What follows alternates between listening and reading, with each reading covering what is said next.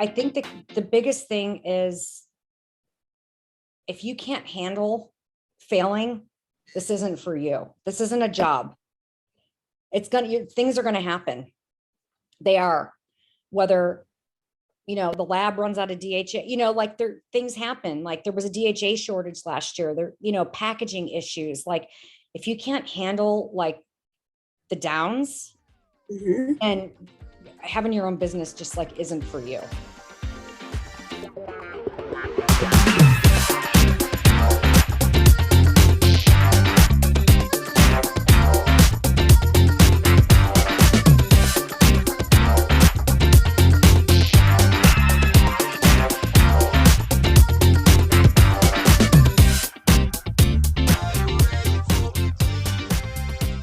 I am so excited this week to share with you my dear friend Julie Nostrand, creator and CEO of South Sea Skincare. Julie and I have known each other for at least a decade now, thanks to spray tanning and her beautiful, incredible product line. And our relationship as it's expanded as a person of interest in Julie as a businesswoman and a creator and a visionary, but she's also a mother and a wife and a sister and a friend. And I just love her so much and have always been inspired. So to be able to share my dear friend with this community, the Camp Fifi Uncensored podcast community, I look forward to you sitting down, grabbing that cannoli and coffee and joining us around the campfire for a really great part one of 2 parts in this episode series of my conversation with my dear friend Julie Nostrand. Pull up a lug because here we go. Hi, beautiful.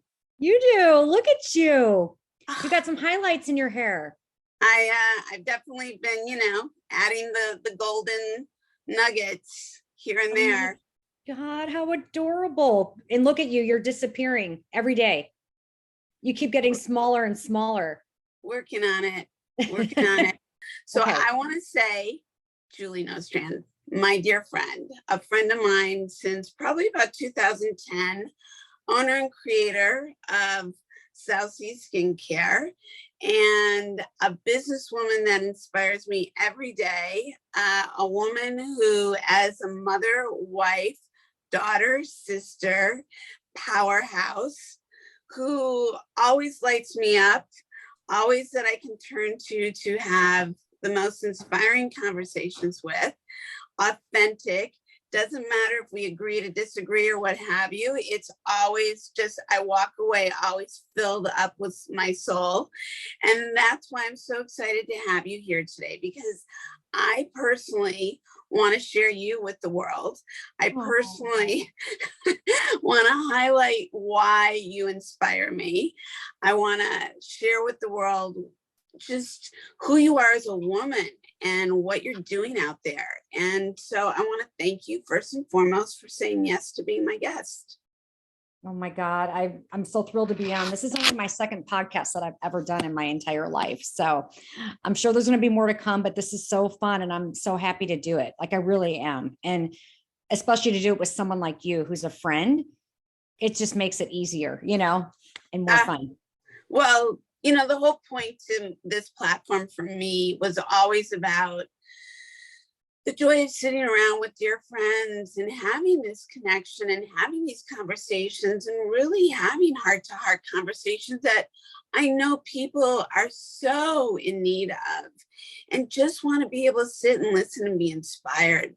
And if this conversation inspires people, be it men, be it women, be it people who want to start businesses, be it people who want to just really take the time with one another to do what we're about to do for the next hour or two, that lights me up, because that to me is like, this is our greatest bank account, as I always say, our exchange with one another, our brainstorming, our masterminding, our being ourselves, our being our heart. So thank you.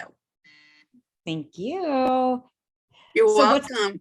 What's new and exciting? I got to hear all the things, Felicia, that are going on.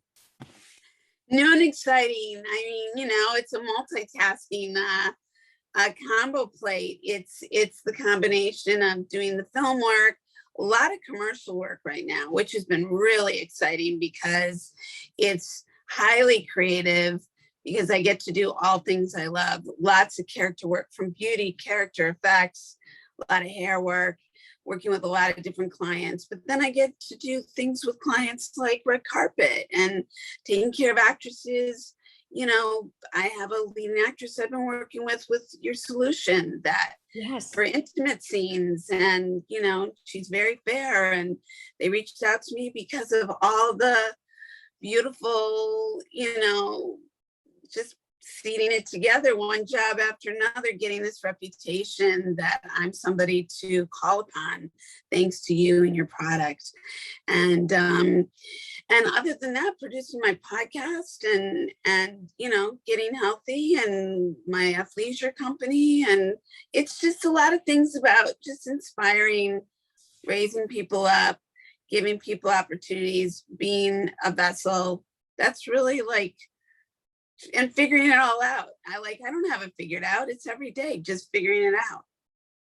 Well, when we first met, you know, that was when at a time when there wasn't a lot of work in the industry. You know, I mean, that was whenever there, like, a lot of the jobs had moved out of LA into different countries, different states, because of tax credits, tax breaks, whatever you want to call them. And I think that's why, how you and I kind of got together in the first place, was just because you were looking for something new to add to your repertoire of things that you already knew how to do. You already were expert makeup, hair, but what could you add on to your kit that can, you know, put you maybe even in a different category? And that's what has been so much fun to watch. Like, you're obviously busy doing what you've, you know, known and what you've done for years and years, but then becoming such an expert in, you know, the tanning world too is really fun for me to watch. Well, you know, again, being able to align with you at the time I did, because I had done many projects where I was creating my own concoctions of body makeup, where my clients or my talent had to literally be in makeup head to toe. There used to be a body makeup category in our union, which doesn't exist and hasn't existed for a very long time. And you know, I'd like to think, as an artist, as somebody who can solve problems, that would just never be a question of something I could do. You know, I've never wanted to be limited in what my possibilities are. Mm-hmm. And I think you could understand and relate to that. And so when I got introduced to your product, it was on a series that I was working on, Brothers and Sisters. Right. Got introduced to your product. We know I started, you know, using it with the company, but very, very briefly. And then we wrapped the show. Then, as you know, I had gotten diagnosed with papillary thyroid cancer. I believe that I had my first surgery when you and I first got together at my studio. Mm-hmm. And it was then that you really, you know, you certified me. We went through things, we bonded.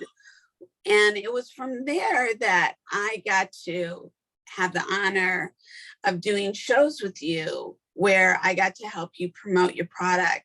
And being around you and being around your husband, Cliff, and the team, and getting to learn your product line, which I'm big about skincare systems, and why they work, and why I believe it's a great thing to promote as a unit, as a whole system, and why I love, and how I got to learn even more why I loved your line, was because I got exposed to everybody else's lines, being in big convention halls, mm-hmm. and seeing all your competition and being like, man, I have a line with the best product line and the best company out there.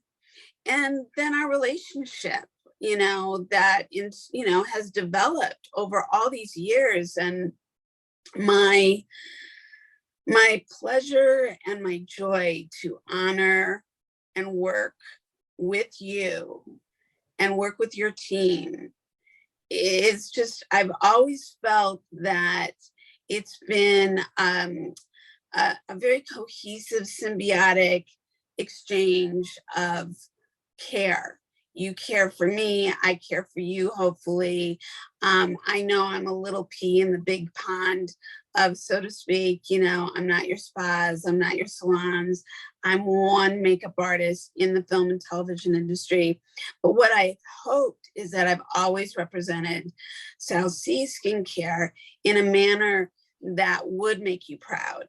And no, I can't even begin to tell you how proud, like every time, our office gets a call, whether you're talking to me or Adrian or whoever, like you're like, I'm on a new set, I'm on a new show, I need this, and this. And you're like our biggest promoter. And I can't tell you how much I appreciate that. Like you like go above and beyond to make sure that whatever show you're called on, they bring in our product as part of it. And like, I know we should talk more than we do, but like, thank you for all those times that like you just talked to, the office and didn't, we didn't get to talk before you went on the show. Cause there's so many that you've been on that I don't even know sometimes, like where I know you did Magic Mike, like what are some of the shows that you have been using the product on?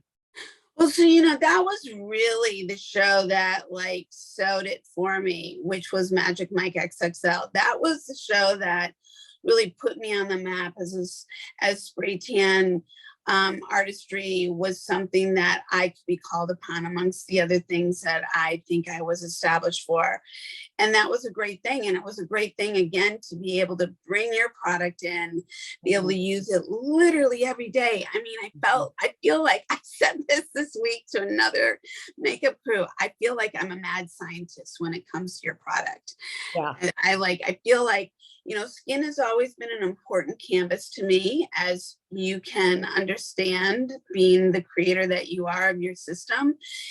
And so for me and I think it goes back to my science mind, my medical background, and just, this is the canvas. So how are you going to present the canvas in the best way you can? And it's chemistry, it's kind of like, do your best. And then the rest is kind of like wish to the gods, because you don't know how anybody's going to evolve. Once you like walk away, you can educate and do all the things. So Magic Mike was the first big XXL, I should say, not the first movie, but the second one. And God, the list has gone from there. I mean, it's been from TV series to movies and red carpet to private clients, or private clients who are A-list actors who are going on holiday. And it just really has, I have to say, I'd almost have to refer to my resume too.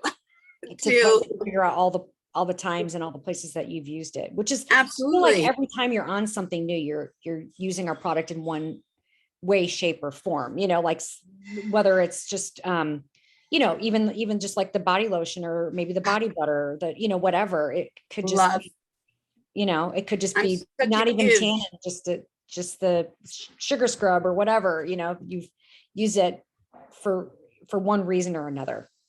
It is honestly the only product line that I represent in my studio.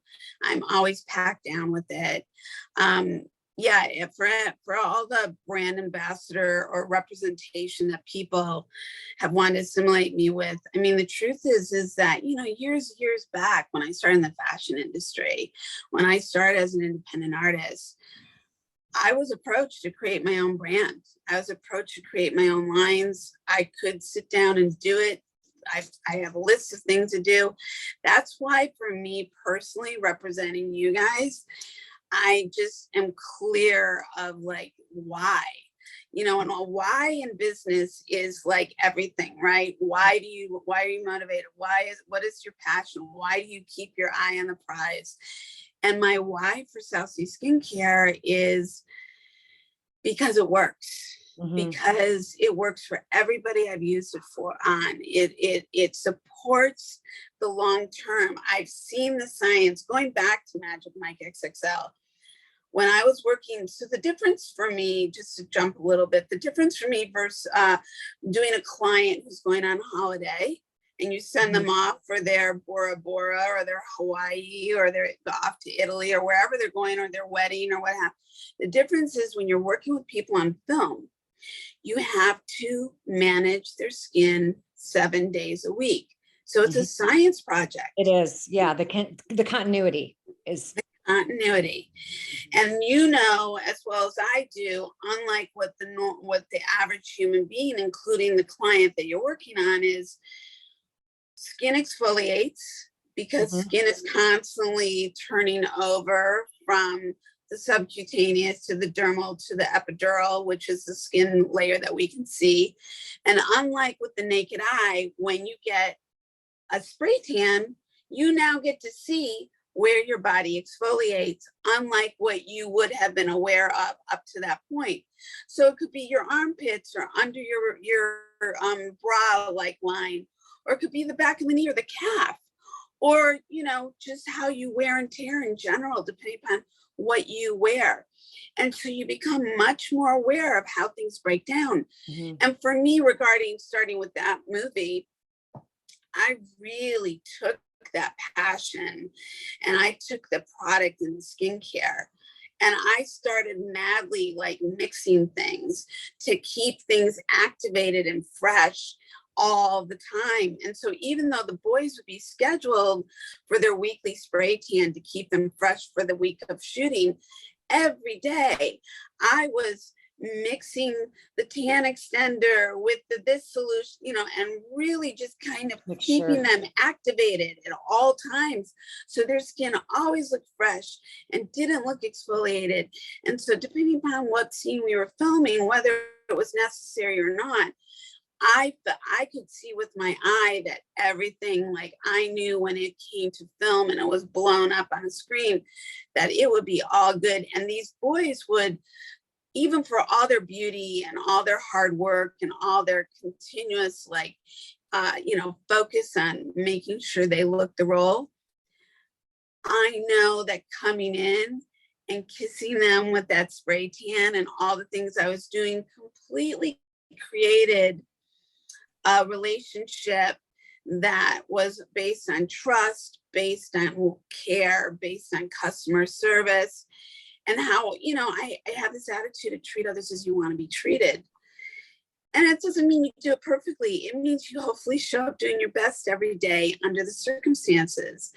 And I think that that was what they felt and they knew. And so and I felt confident with the product line because I knew that the product line would deliver if I delivered with my expertise. And so I knew it's just a marriage that no matter where I show up, it's like always showing up with the wedding band. I got that on. I'm ready to go. I'm like, you know, as long as I have my tools, I know scientifically what I need to do and how I need to solve the problem. Yeah. Thanks to the product line. Okay. Yeah. So I remember when we first met, it was obviously through Susie. You know, she kind of connected all of us in a way. And I went on to Brothers and Sisters to do a little training with everybody. And I remember a few weeks after that, I got an emergency phone call. I can't remember if it was from you or Ani or Therese. I can't remember who it was from, but I remember there was a scene where, you know how they tape the cords on the back? Yes. And they had to take well first there was I remember there was a cashmere sweater involved. Like a Hill. I think Hill was like wearing some white garment or something. Yeah, I remember there was a cashmere sweater and there was a tape. And it was, we were worried about if we took the tape off, would it take the tan off? I mean, there's a lot of like behind the scenes things that I don't think people know about that, you know, everything at the end of the day is going to look perfect on screen. But there are some circumstances where it's like, oh, well, we got to make sure we got the tan on, but we can't get any on the sweater. So we have to do it the day before to rinse the bronzer. I mean, there's just a lot of, it's easy, but it's not as simple as it sounds, if that makes sense. Like a spray tan, I mean, it only takes, you know, really a few minutes to do, but you know, if they leave, you know, your studio and jump in a pool or go do hot yoga or whatever, you know, that complicates things a little bit. So it's simple, but it's also a little bit complicated because you got to make sure, like, and the same thing on like Dancing with the Stars. And that's exactly how we made our way onto Dancing with the Stars, is because I met you on Brothers and Sisters. And then the body makeup artist from Dancing with the Stars went on your show that you were doing and was introduced to our product there. And that's how we wound up with that relationship on Dancing with the Stars. But same thing, where it's like, the costumes are $20,000. So make sure nothing gets on them. So we're just like, okay, we got to make sure this product is good and it's not going to transfer, and, you know, and whatnot. So it is definitely complicated, because wardrobe, you got to really be careful, or they're going to come after you because you're the one, you know, the one that did it. So you got to be No, careful. you're absolutely right. Everything you just spoke on. So it's really interesting when I get hired to go on to other people's projects and be that person, but I'm not the department head or the key, and I'm not the one designing, but I have to go fill in that niche. And you're not wanting to overstep, but you're wanting to educate and you're wanting to raise awareness. It's a very, very delicate balance that you do not want to come off like you're being assertive, but you want to make sure that people understand, hey, here are all the things you want to be aware of. Don't have your sound guys tape the mic to your skin because it will exfoliate that spot, and trying to marry makeup or whatever else you're doing over time, especially if you've got a number of scenes or a number of days, you like to avoid that. Make sure they tape it to the garment. I'm sure there's been many times that's been overlooked, and there have been problems that have had to been solved. And not being there, I have to say, I know I share this information, but I can't. This is when you have to let go of control. Yeah, I'm a control freak, so that's hard for me. And it's hard for me too, because I'm a perfectionist, control freak. I hate to admit it, but when it comes to the artistry of just as a storyteller, I mean, I'm much more than a makeup artist. I'm much more than a spray tan artist. We've talked about this. I came in as a filmmaker, so I definitely know that on that end of things, whatever control I have, I'm going to want to deliver, but I can't see it through all the way. I can only do what I can do. So that's one of the things.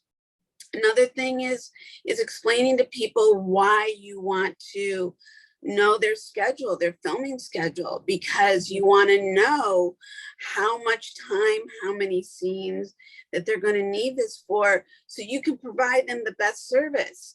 So if they're going to be filming the next day versus 3 days from now, why you want to schedule that spray tan the day before, the night before, so it's the freshest for those film scenes.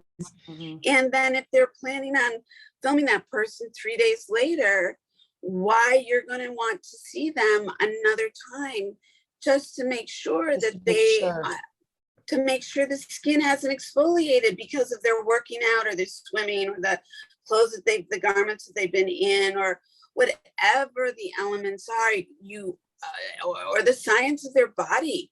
The science of everybody's body is different. What they take, what they don't take, how they exfoliate, what they don't, everybody is different, and so again, you want to be the person who provides the best service for this that you're coming in to solve the problem. Yeah. And I'm sure people just are like, Jesus, I'm just hiring you for spray tan, and you want to say, but it is a little bit more complicated. Yeah. But it's a little bit more complicated, seriously.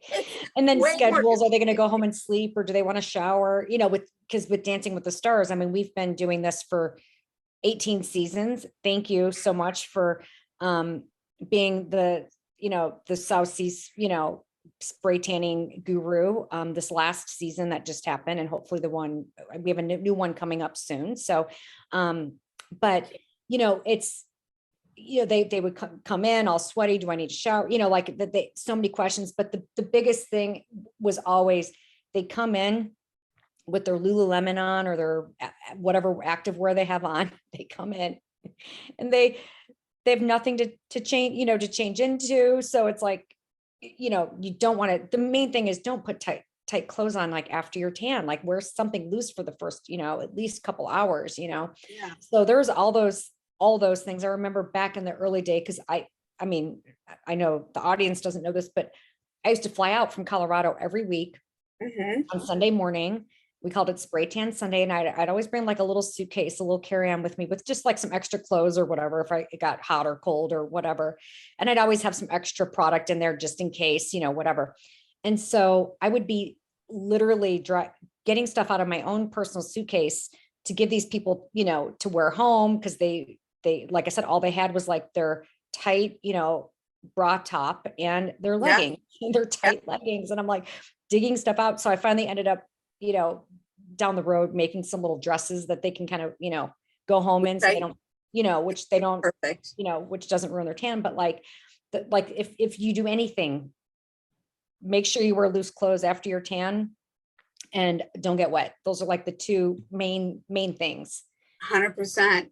Yeah. And it's true. You don't want to get wet. I mean, I even tell people, God, after you go to the bathroom, you need to wash your hands. Like, try to do your best. Yeah. I mean, I'm all about a clean hand.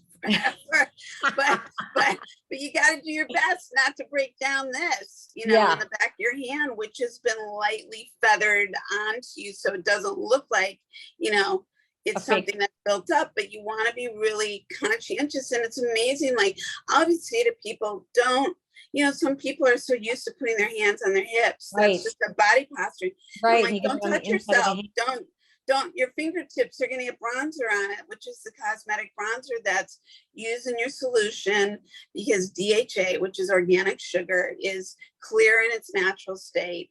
So you add cosmetic bronzer to the product. So it's a guide when you're actually applying the spray tan. But until you get to shower, as your tan is activating, that bronzer is still transferable. And I've seen it happen. I've had people go, oh, it got, my fingers. I'm like, yeah, because you were touching yourself when I asked you not to. I literally did have a very, as we both know, who will remain nameless, a very famous actor I'm very grateful to, who hired me to, travel with him from state to another, other worlds for a major motion picture. But the very first time he walked back in the day after, he slept with his hands on his tummy and his palms were covered. And it had nothing to do with my having spray tanned his hands. It had to do with the bronzer transferring. And there lies the part you have no control over. Right. So what did I do? I started literally, I bought photography gloves for hanging museum art and made sure that he wore those things at night. So so when he would sleep, that there would be no transference on his skin, because, we were in warm climates. He was a person who got warm easily. We needed to make sure he looked the role for where this part took place. And I wanted to make sure that was not something that we actually had to deal with. And it worked. Thankfully, it worked. Oh my God. I didn't know. I did not know about the gloves. That cracks me up. I had no idea. Any other mishaps along the way that you can think of? I mean, gratefully, no. I mean, seriously, for using this product line for now, I think a dozen years. Years. And God knows, I use a lot of different makeups. I use a lot of different hair care. I use a lot of different skin care. This is it's like, don't even tell me about anything else, because I have no interest. Oh. It's just the way I am, and going back to the brother and sister and Nadej coming on. I remember being at the makeup convention, the IMAT. Yeah, it was IMAT. And I remember going over to the Friends booth where Zena was. And I said, you need to come over and you need to meet Julie and Cliff. And Zena and I did not know each other. And it was that summer when I was up in Portland shooting an episode, a series with two leading ladies, that she called me and said, I know you had approached me. I never got this information. I'd like to be connected to South Seas. I was like, great, let's make that happen. And that was how you guys ended up getting connected. And then that's how you guys started working together. And that to me was like, that just filled me with joy. That just filled me with joy, because that was exactly the partnership you guys were meant to have, that could showcase your work. And even if there was a Tom Bergeron making a funny joke about a spray tan or whatever, Right. it was always in just because the truth was it was a compliment. And the truth was is that so many people have loved over the years being able to be on that show and couldn't wait to get their spray tan. Yeah. I mean, they were just like, that was like, all right, I'm going to learn how to dance and I'm going to maybe, lose a few pounds, but I get to get spray tanned. Right. It was like it's like a cast member of the show, just like the Mini Coopers were a cast member for the Italian Job. I mean, it's like part of like it's part of what they do. And I remember when you had introduced Nadej to our products on Brothers and Sisters, this is before we started Dancing with the Stars. This is prior.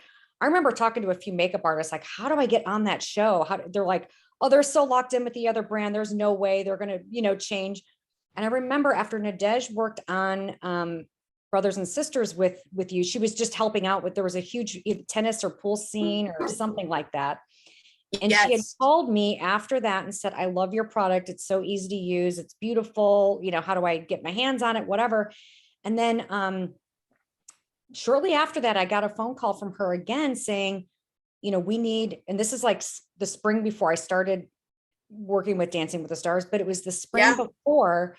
And it was the very end of the season. She said, I need a bronzer that doesn't transfer. And I'm like, I can make one up for you.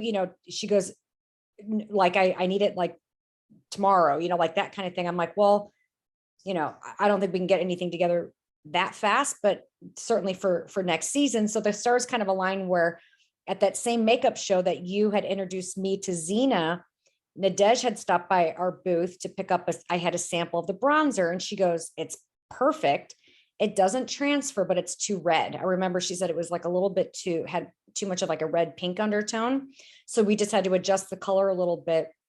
And that's the very fastest we have ever gotten a product to market, was that product, because she contacted me, I think in April, and that product was on the show starting in September. Yeah. So that in June was the makeup show where you had introduced me to Xena. Thank God that, we have Xena in our lives to put all this together. Creator of Z Palette, by the way. I don't know. Yeah. If, I know you use that religiously in your day-to-day organization or whatever, but she runs a really great department over there, and everyone looks flawless every week. So flawless, award-winning, the whole 9 yards. Yep.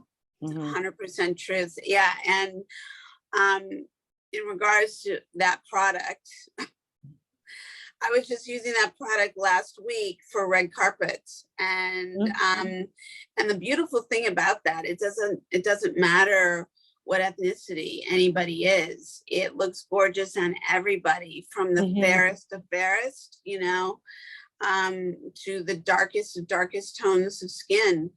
And it's the truth. What the confidence comes with the fact that it's not going to transfer on somebody's body off to the garment. So they could be in a white piece of fabric going down the red carpet, and I'm not worried. Right. It was like your life, like you are so screwed if this gets, like, they warned me so many times. And then like the first season that we were on the show, sorry, I got to ignore a call here.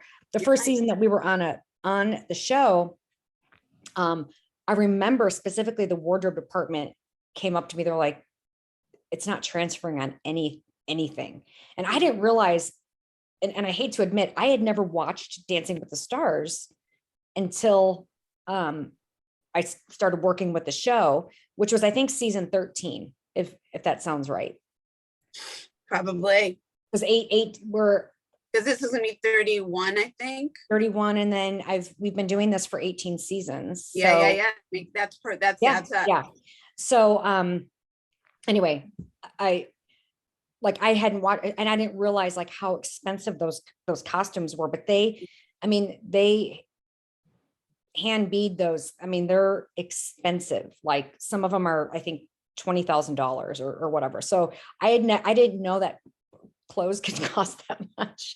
Here I am living in Colorado, flying to, spray tan, Dancing with the Stars. And I had no idea that a costume could cost that, that much. And I'm sure there's some that are a lot more in other shows or series or whatever. But like, I was just shocked. I'm like, oh God, if anything gets ruined, I am like, I'll have to pay for it. You know what I mean? Like I was just so worried about that. And I think we nailed it. And that's been one of our number one sellers, that product. We've had it on QVC, we sold out. Like it's just been a really good addition to the line. So like the fact that, she had called me out of the blue and said, we need a bronzer that doesn't transfer. I was like, okay, I'm on it. So we got the transfer right. And then we just had to tweak the color a little bit. And here we are, 18 seasons later, still being used. Well, so I want to go like backwards for a second and go back to you and why you in 2001 decided to launch this company. I know why, but I want to highlight on what inspired you to begin in South Sea Skincare. So when I was in my early 20s, I had my first little skin cancer pop up. It was basal cell, so it's not life threatening, but the doctor was like, you're way too young to have this, like stay out of the sun. And so I was messing around. He's like, self tanners are fine, but don't go in the sun anymore. Mm-hmm. So, or if you do, make sure you have your completely covered hat, sunscreen, whatever.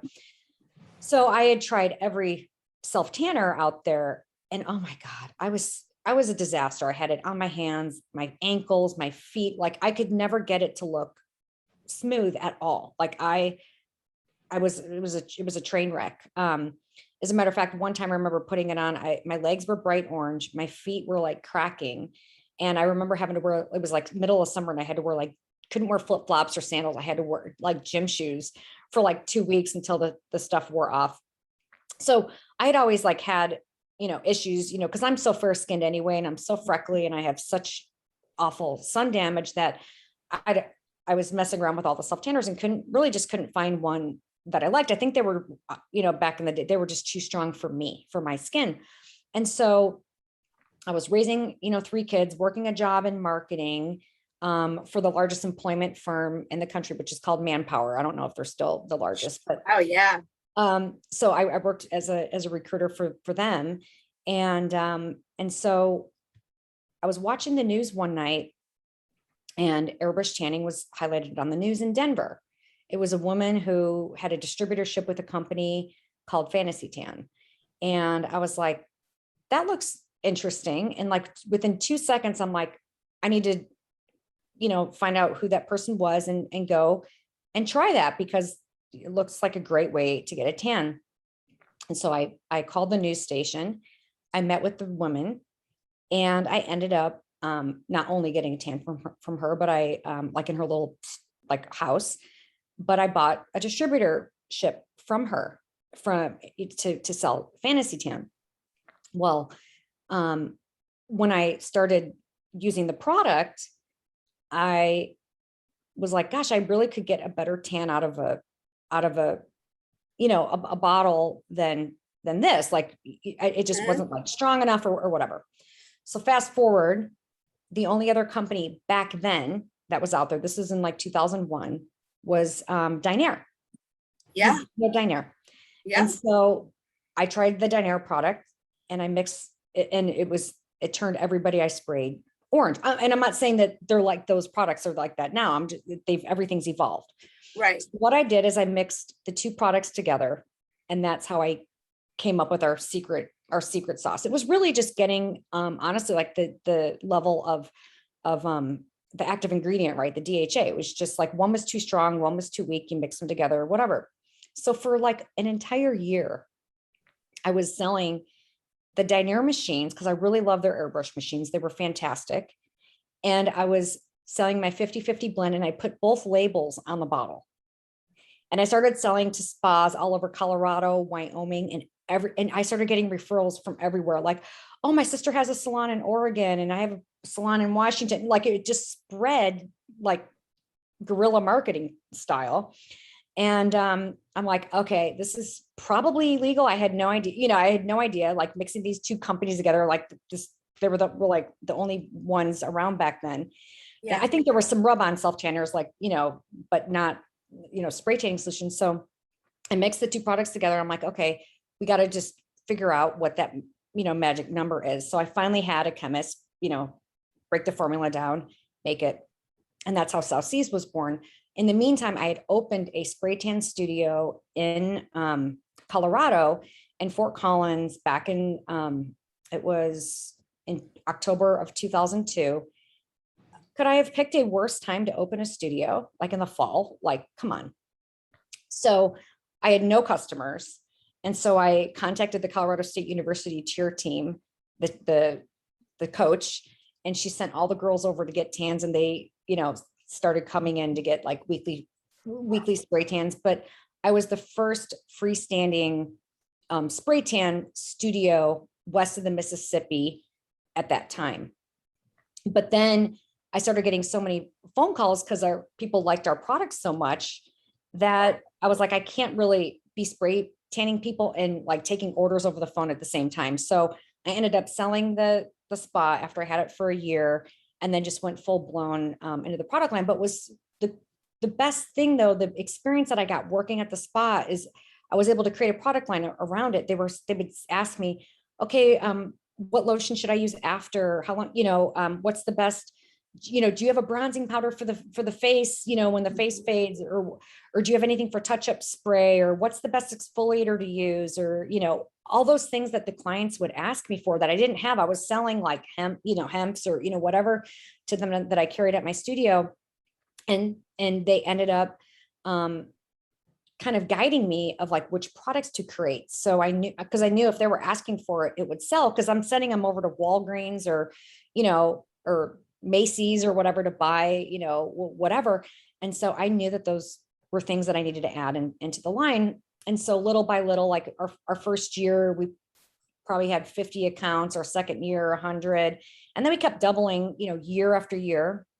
And then about 7 years into the business, I had a little PR girl that worked in Santa Monica. She was so adorable, but she charged me like per placement PR. And that's how she introduced me to Susie. Yeah. And she was like, this woman is looking for a like paraben free, tanning product for one of her actors. And that's how I connected with Susie, which led me to everybody else, because she has a big mouth in like a really good way. You know what I mean? Like that's how I met you. So she, introduced us to all these different sets, all these different people. And I remember that I went to she was like, I'm going to buy a system, but I need, I would like you to, train me on it or whatever. And then I'm like, well, if you can get like 3 other people, I'll fly out there and do it. So I remember we sprayed at a girl's house. Her name is Kim.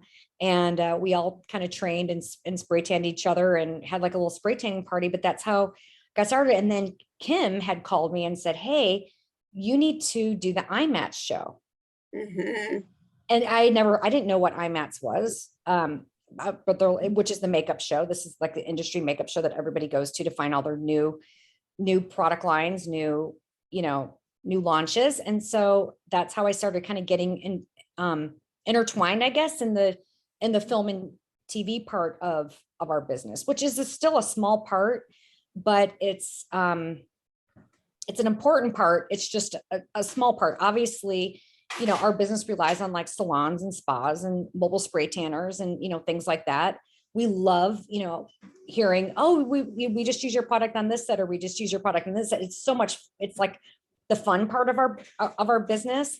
But I always thought, like back in the, early day, I had never watched Dancing with the Stars, but I knew I wanted to be on it, like our product to be on it eventually. Yeah. And so you hit, that happens and you're like, oh my gosh, that happened. And it was through flying out blindly, probably spending money that I shouldn't have to get it planned, whatever, looking back, and then meeting Susie, meeting Kim, and then I don't know how you guys found out about us, but it was through that whole, It was brothers and sisters, because it was, Right.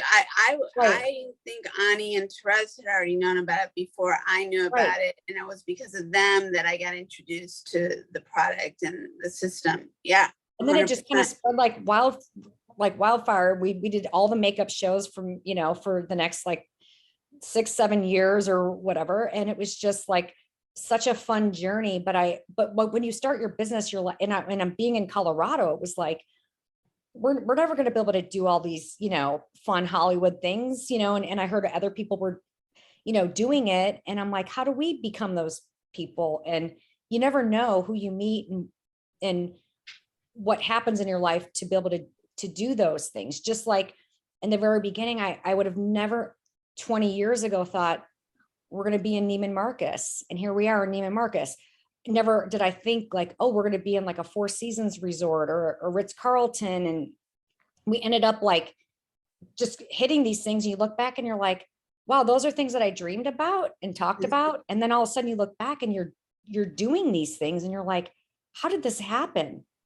I guess just step by step, just grinding it out, working, no one saw me mopping the floors at 1:30 in the morning after all the cheerleaders left at the spa, nobody saw me taking, phone calls on spring break with my kids, taking orders on little pieces of paper, whatever, like, they see the end result, but they didn't see how you got there. And looking back, it's really incredible what we've done, like, selling out on QVC, doing a collaboration with Peter Murgatroyd from Dancing with the Stars. That all came because of the show, and that line's doing fantastic. So there's just things you look back and you're like, wow, when I first started, I never, like, I always thought like, oh, wow, what if we could be in Neiman Marcus, or what if we could be the brand on, this show or that show.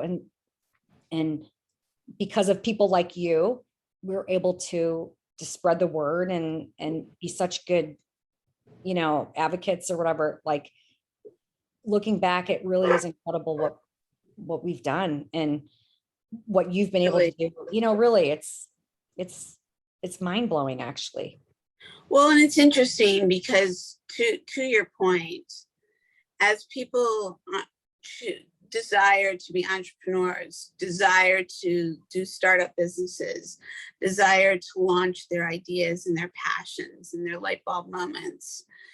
If you were in front of a room of thousands of people who are all desirous to launch their businesses, what would be the keynote speaking statements that you would make to them?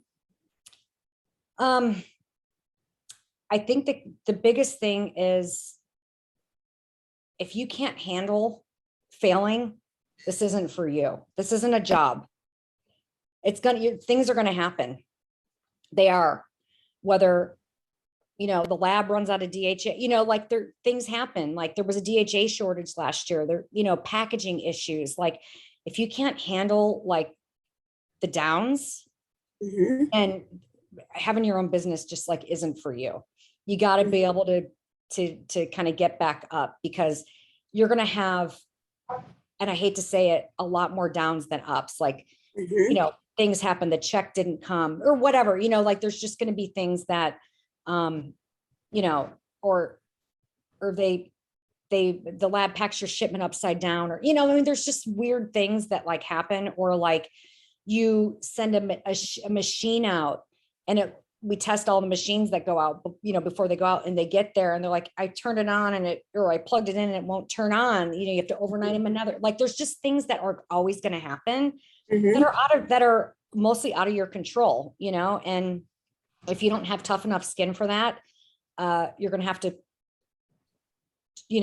work for somebody else. I think like that's the advice I would give.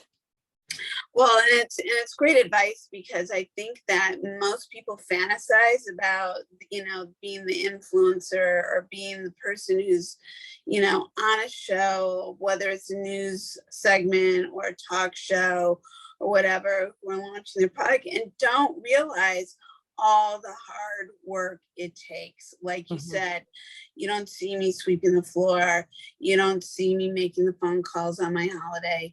You don't see all of the blood, sweat, and tears, so to speak, that day in and day out, you have to get up, you have to show up, you have to be consistent in your actions, you have to be clear with your intention, you have to provide great customer service, you have to keep developing, expanding, growing, staying current, staying influential in the sense that where people want to keep using your product line. And why will they become a loyal client? And that's because of that they know that no matter what you're up against, and I bet you even most of your clients that you're a vendor to don't even know the ins and outs of the trials and tribulations that you've been through unless you've been really transparent. And the truth is there's a funny thing about being transparent, because transparency is really important,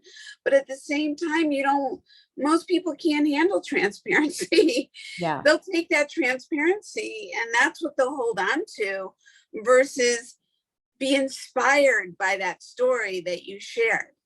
Right. And I out of all the things that have been just massive setbacks, I guess, packaging, we have had I remember very early on, back in like 2002, we had bottles made, all the silk screen printing came off. Like, things that you don't know to test in advance. Obviously now we have measures in place to do those things, but you have to fail to succeed. Really. You really do. You can't succeed without failing. I think Michael Jordan's even said that, like, they don't look at all the shots he missed. They look at all the ones he made, but you got to look at all the ones he missed to get. Well, to I think that greatness. No, I think that is also very much key. I think that we see people in social media, we see people and all these things, but we do not know, and society is not very good, I think, at accepting failure, and failure is being the key to success.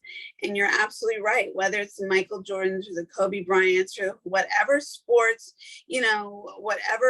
whatever athlete, it's like they talk about in baseball, they talk about the averages. If the averages were really thought about, nobody would become a World Series player. There would just be, the people would have stopped at game one. They would have been quit. Like, there'd be more quitters than there would be achievers and succeeders and inspirational business people in the world, or sportsmen or athletes. And I think that, to that point, what do you think has given you the tenacity to have the thick skin or the get up and go attitude that set you apart from your competitors? Or just I think that's what it does make me want to be set apart from my competitors, is having that's what gives me the drive, is to always try to stay ahead of them. And I think the competition, I mean, they're out there. I mean, there's a lot of great companies out there, a lot of the new ones that emerge. It doesn't matter, just because we were a pioneer, innovator in the industry, it doesn't mean that a company that just started 2 years ago isn't either. So that's really what drives me, is staying always like one step ahead of our competition. That's like the biggest motivator for me. And do you think in that regards, because in business, they talk a lot about pivots, because life will throw you, life in general is going to throw you. So your company could be going 100% smoothly, but now something in the family or health or whatever, the things happen, life happens. Right. And how do you stay the course and pivot with those shifts and changes? As long as I've known you, without divulging things, I know that you've gone through pivots, whether it's what's packaging, whether it's moving, where you live, company, warehouses, whatever the case. What do you say to people in regards to those moments and how people need to pull up their bootstraps? Again, it could be relative to what we've already said, but pivots are really a very key thing in people's development. Yeah, that the name of the game is pivot. I'm working with a business coach right now that is trying to get me to not pivot as much. Just like, write your list down, you're not done for the day until that list is complete. Like, I needed that. I needed someone to help me, not like, cause I'm all about pivot. Like I get a phone call and I'm like, oh, now I got to work on this spreadsheet and get these numbers to this potential, whatever, like things happen. And I'm really trying to not pivot as much, but my whole life has been a pivot. Like something happens where, I remember, like, for an example, my kids, they kind of grew up in the business with me. And I remember I had to do a trade show in Australia. This is like 15 years ago.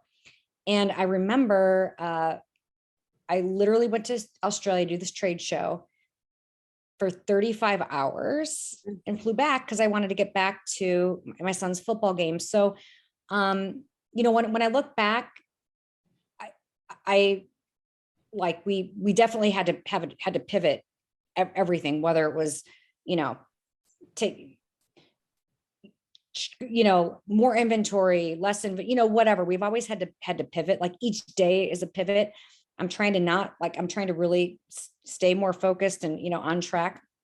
And, we could have built the business bigger, better, faster, whatever, but we also didn't want to compromise our family either, we already did have to like take phone calls and, whatever during, vacations and whatnot, or whatever. But, now that they're all grown and off and doing, their own thing, we're ready for like a new growth, a new chapter. We're talking to some major department stores right now. We're just, we're ready to show the world our brand, and that's, one thing that we've had to do. But oh my God, I bet you talk about pivot, you're getting packed up for your day and all of a sudden you get that last minute text as you're leaving, like, oh, by the way, can you bring this, or can you bring that? Or, whatever the case is. I think our whole life has been a pivot. Thank you for joining us this week on the Fifi Uncensored podcast. My guest, Julie Nostrand from South Sea Skincare. I look forward to you joining us next week for part 2. As we talk about the importance of, as we expand and scale in any and all things in life, how we need to be able to do it not alone, and the importance of community and the importance of co-creation and the importance of the willingness to be coached and as a boss, have a boss. So on that note, I look forward to you continuing to subscribe, listen, and share the Camp Fifi Uncensored podcast, where the spirit is young, the soul is wise, and the life stories are vast, and where we like to discuss everything from soup to nuts, or what we like to say, from cannolis to egg and holes. And don't forget the s'mores. Join us next week. Thank you so much, and continue to share. Bye for now.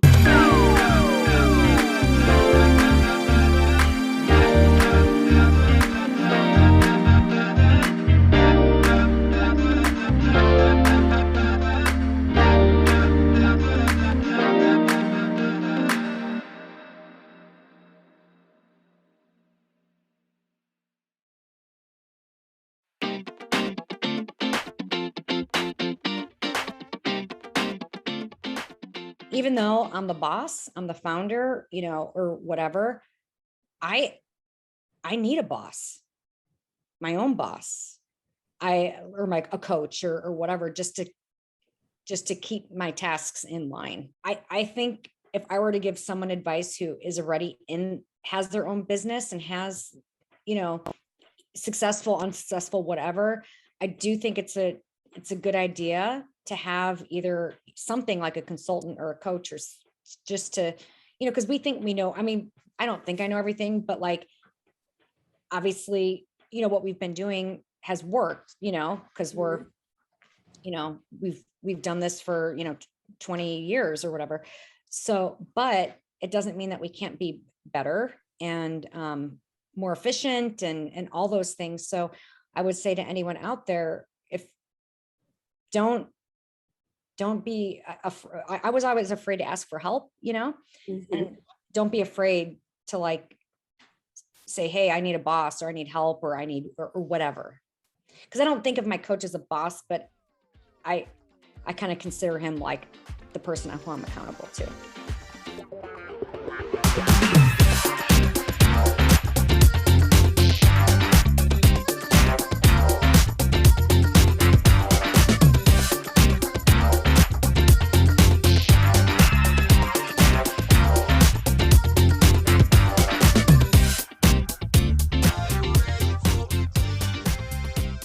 My love and admiration for Julie Nostrand goes back to when we first initially met, and I believe that she struck a chord for me when I had the opportunity to align with her, as she reminded me of what I loved about family business and being a pioneer and being driven by your vision, and the loyalty and integrity and communication, and why it was so important for me to sit down with her and discuss what it was that drove her to create her successful company, South Sea Skincare.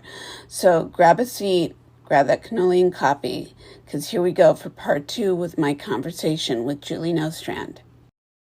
And do you think in that regards, because in business, they talk a lot about pivots, because life will throw you, life in general is going to throw you. So your company could be going 100% smoothly, but now something in the family or health or whatever, the things happen, life happens. Right. And how do you stay the course and pivot with those shifts and changes? As long as I've known you, without divulging things, I know that you've gone through pivots, whether it's what's packaging, whether it's moving where you live, company, warehouses, whatever the case.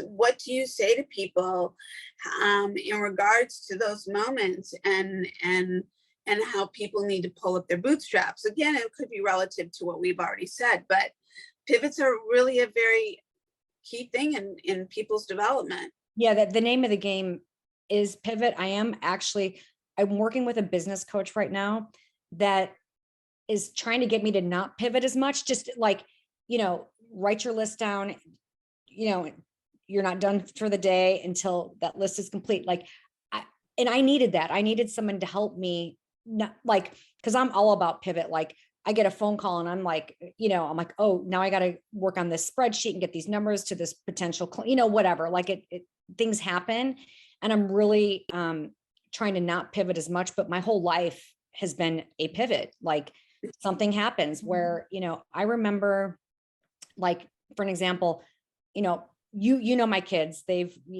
kind of grew up in the business with me.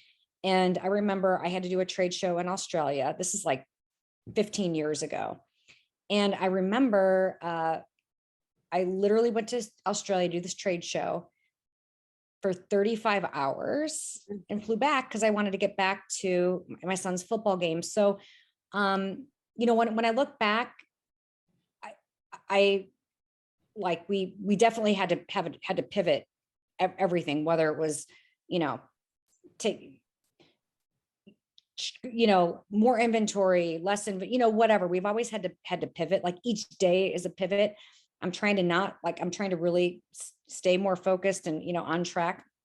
And, we could have built the business bigger, better, faster, whatever, but we also didn't want to compromise our family either, we already did have to like take phone calls and, whatever during, vacations and whatnot, or whatever. But, now that they're all grown and off and doing, their own thing, we're ready for like a new growth, a new chapter. We're talking to some major department stores right now. We're just, we're ready to show the world our brand, and that's, one thing that we've had to do. But oh my God, I bet you talk about pivot, you're getting packed up for your day, and all of a sudden you get that last minute text as you're leaving, like, oh, by the way, can you bring this, or can you bring that, or, whatever the case is. I think our whole life has been a pivot, especially me being like the biggest ADDer on the planet. Like I'm like, oh, the shiny object over there, I have to go do that. And then I can do this. It's just, yeah, but I literally had to, recently, because we are growing so fast right now, hire a business coach to really help me, stay on track with my tasks. Cause it's like, when you own your own business, you can kind of do things at your leisure, but he has really helped me. Like, you have to do this at that time, and your homework is due on Wednesday, like really, like after our call or after this, I have my 4:00 phone call, with my coach, and, he's really trying to keep me on track. And I've never had that before. I actually wish I had done it like a long time ago, but obviously time, things happen in time, we pivot, we had to move across the country, whatever. I mean, there's just things that we've had to do, but, especially with COVID, that was a huge pivot. Like, oh, we're not going to sell tanning solution this year, so let's sell some mousse, there's just pivots.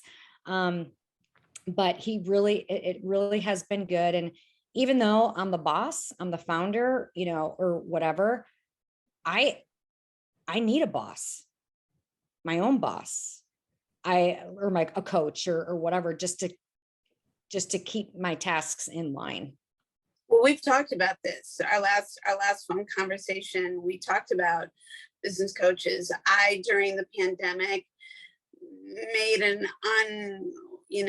unexpected decision to align with some big business players. Mm-hmm. And I feel like I've collected a lot of seeds and quietly planted things, not even coming close to like where I want to be. That's irrelevant. Just exposing myself to these conversations that I don't get exposed to in a trailer.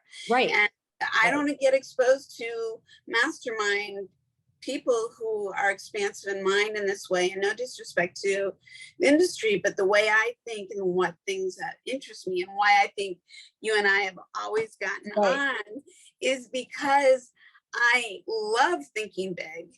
Mm-hmm. I love, creating big.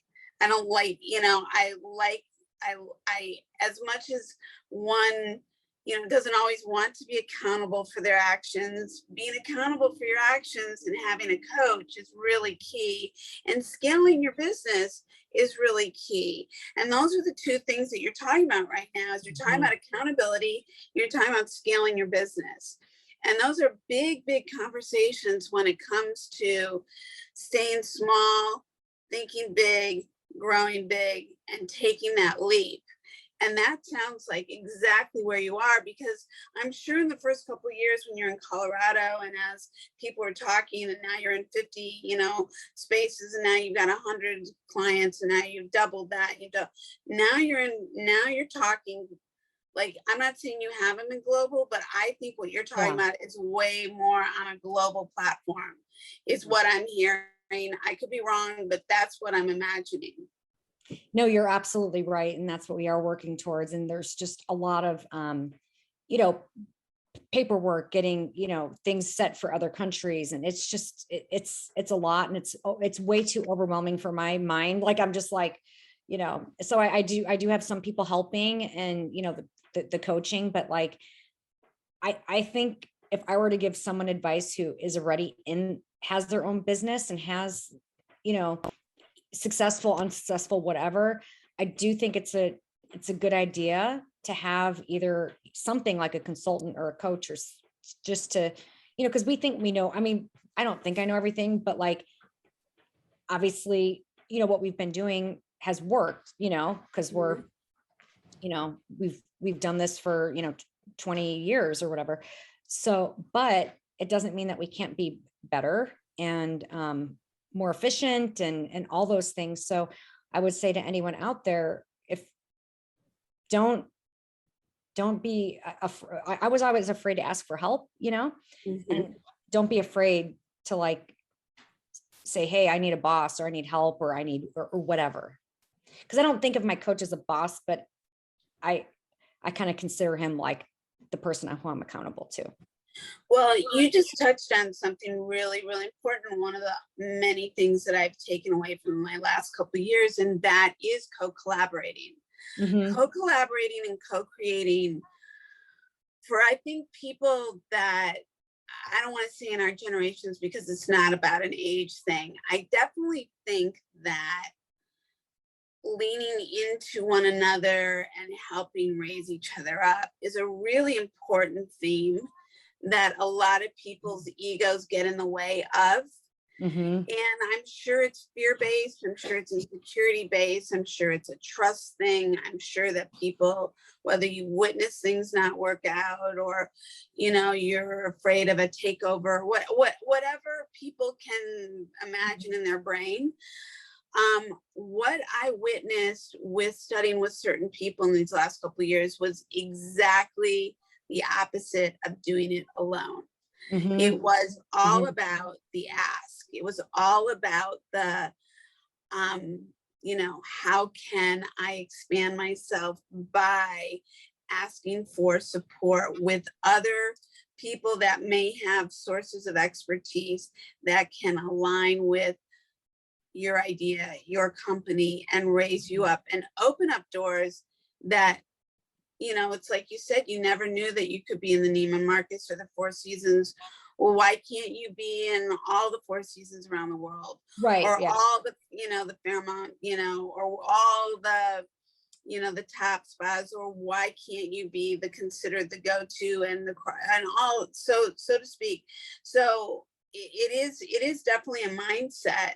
And mindset and transformation and transition and all those things. I mean, I talk about it. I really wish I was a multi-million-dollar company that I think of, and that's why I love aligning with women and people like yourself who are doing the things that I love, because I know that, this is to me like the future. This is to me the now. This is to me the way you create community, trust, loyalty, how you do expand by leveraging up, supporting each other. It's kind of like, the cheerleading squad, you raise each other up on each other's shoulders, and, you get them up. And that's how you create that pyramid, so to speak, of success. Yeah. There comes a point where we do have to go, all right, this is bigger than me.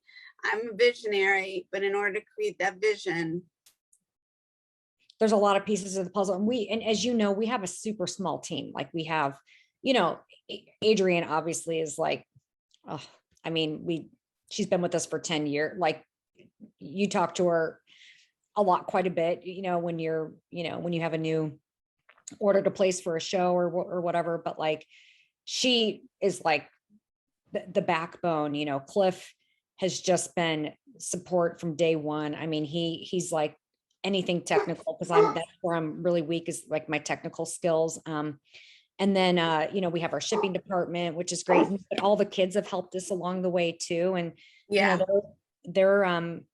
they help with a lot of my projects and whatnot. But I have to say that like reaching out to an outsider to kind of get help was not comfortable for me. But now that I'm doing it, I'm like, I don't know how I did it without, before, but I wasn't ready either. Like I said, we put the focus on like raising the kids, and making sure we didn't miss anything.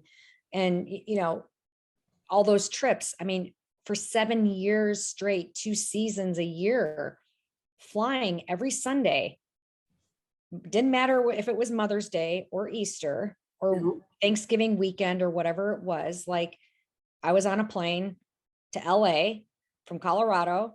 I'd land at probably, 10 or 11 o'clock in the morning, take a cab, that was before Ubers, over to the studio, spray tan, barely make it to the very last flight out because I didn't want to have to pay for a hotel room and all that, stuff and bring, and do all that. I did that for probably 10 to 12 times in the spring and in the fall. Mhm. And like all those little things, like you're on a plane, you're like, I can't believe I'm going to fly to LA to spray tan people. I remember my first season doing that show. You remember Carson Kressley? Oh yeah. He was so cute. He'd come in for a spray tan. I remember he was being interviewed on the Ryan Seacrest show, like maybe the third or fourth week into the season. This is my first season, so I was like freaking out. Like, I hope no one says anything bad about me. You know how you're just worried, like reputation. Do they like me? Of course, a couple people probably didn't, whatever. But anyway, he was on the Carson Kressley was on like the Ryan Seacrest radio show. And Ryan Seacrest said, wow, that is so crazy that, because he was like, oh, this girl flies in from Colorado. He's like, with all the spray tanners in LA, she must be the Da Vinci of spray tanning. So I kind of got that title, as a joke or whatever, from Ryan Seacrest and Carson Kressley's, interview. But it was just so, like, all these memories from over the years have just been so amazing. Like all the trade shows we did, like one year, 14 trade shows all over. You were at many of them with us. It's a lot. Helping with, learning more about our product line and helping with everything from, and, we do things like we take buses to cheap restaurants. Batista's Hole in the Wall. I mean, some of those were the best times though, when you think about it. It didn't have to be fancy. We just had fun. Just being together. Yeah, exactly. Together and having a mission, which was, we all knew what we were there to do. Yeah. To support the product and the company and the vision. Yeah. And, which on that note, I just want to ask you, as a little girl, like, what did you imagine for yourself as a little girl? You know what's funny? I used to watch, my mom is, she's 90. And that's why we ended up moving to Oklahoma last year, because I wanted to be closer to my mom. But my mom and I used to watch Dallas all the time. I think it was on like late Wednesday nights or whatever. I can't remember, but it was on late. I don't even remember what and night. she always used to let me stay up and watch Dallas with her. And I just remember thinking, and this is so weird to think about, and I hate to be materialistic, because really this business has, like I said, I've slept on airplanes, airports, red eyes. I mean, you name it. We've done what all. But I remember there was a scene where I think Linda Evans like walked into her closet, and it was just filled with shoes, and they had the big long driveway up to their ranch or whatever. Like I just remember bits and pieces. But now we live on a 10-acre ranch, and it's funny because I just remember dreaming of that, because we grew up in a very blue collar Chicago, 9 kids in my family. We were middle of the road, but it was like we didn't, I had a paper route when I was 9 years old, that kind of stuff. Like we either had to be in a sport or we had to work. We grew up in this big, huge family, lots of kids, lots of chaos, no organization, but I just remember as a little girl thinking, one day I want a closet full of shoes like that, like Linda Evans. What was her name on the show? Was it, I don't even remember, but it's been years.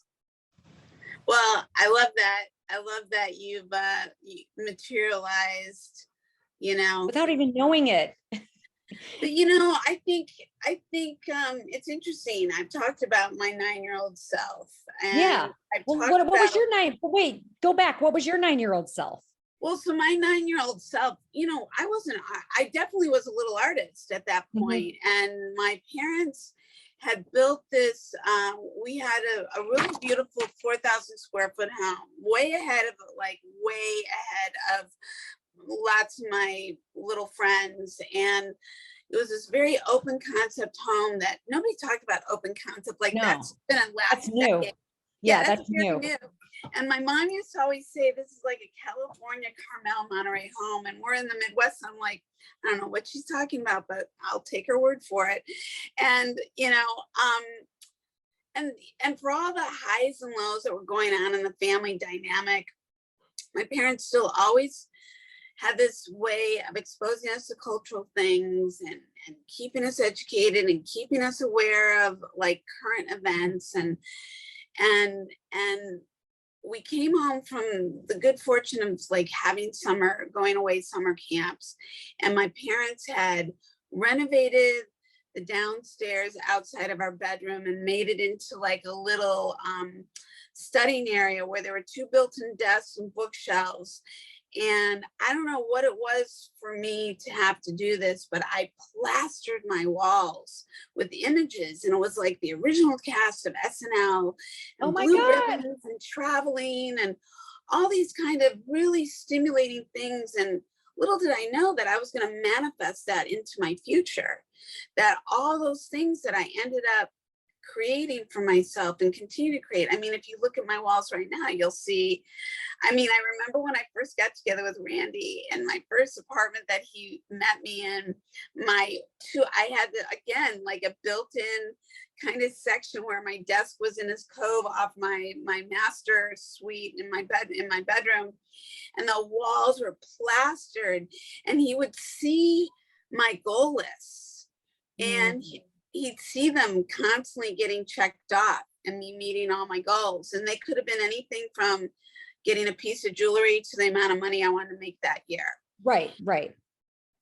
And he would just see me just do this, quietly do this. And so going back to my 9-year-old self, it was like, I always wanted to be a leader. I always wanted to be hugely successful. I always wanted to, be a creator and creative.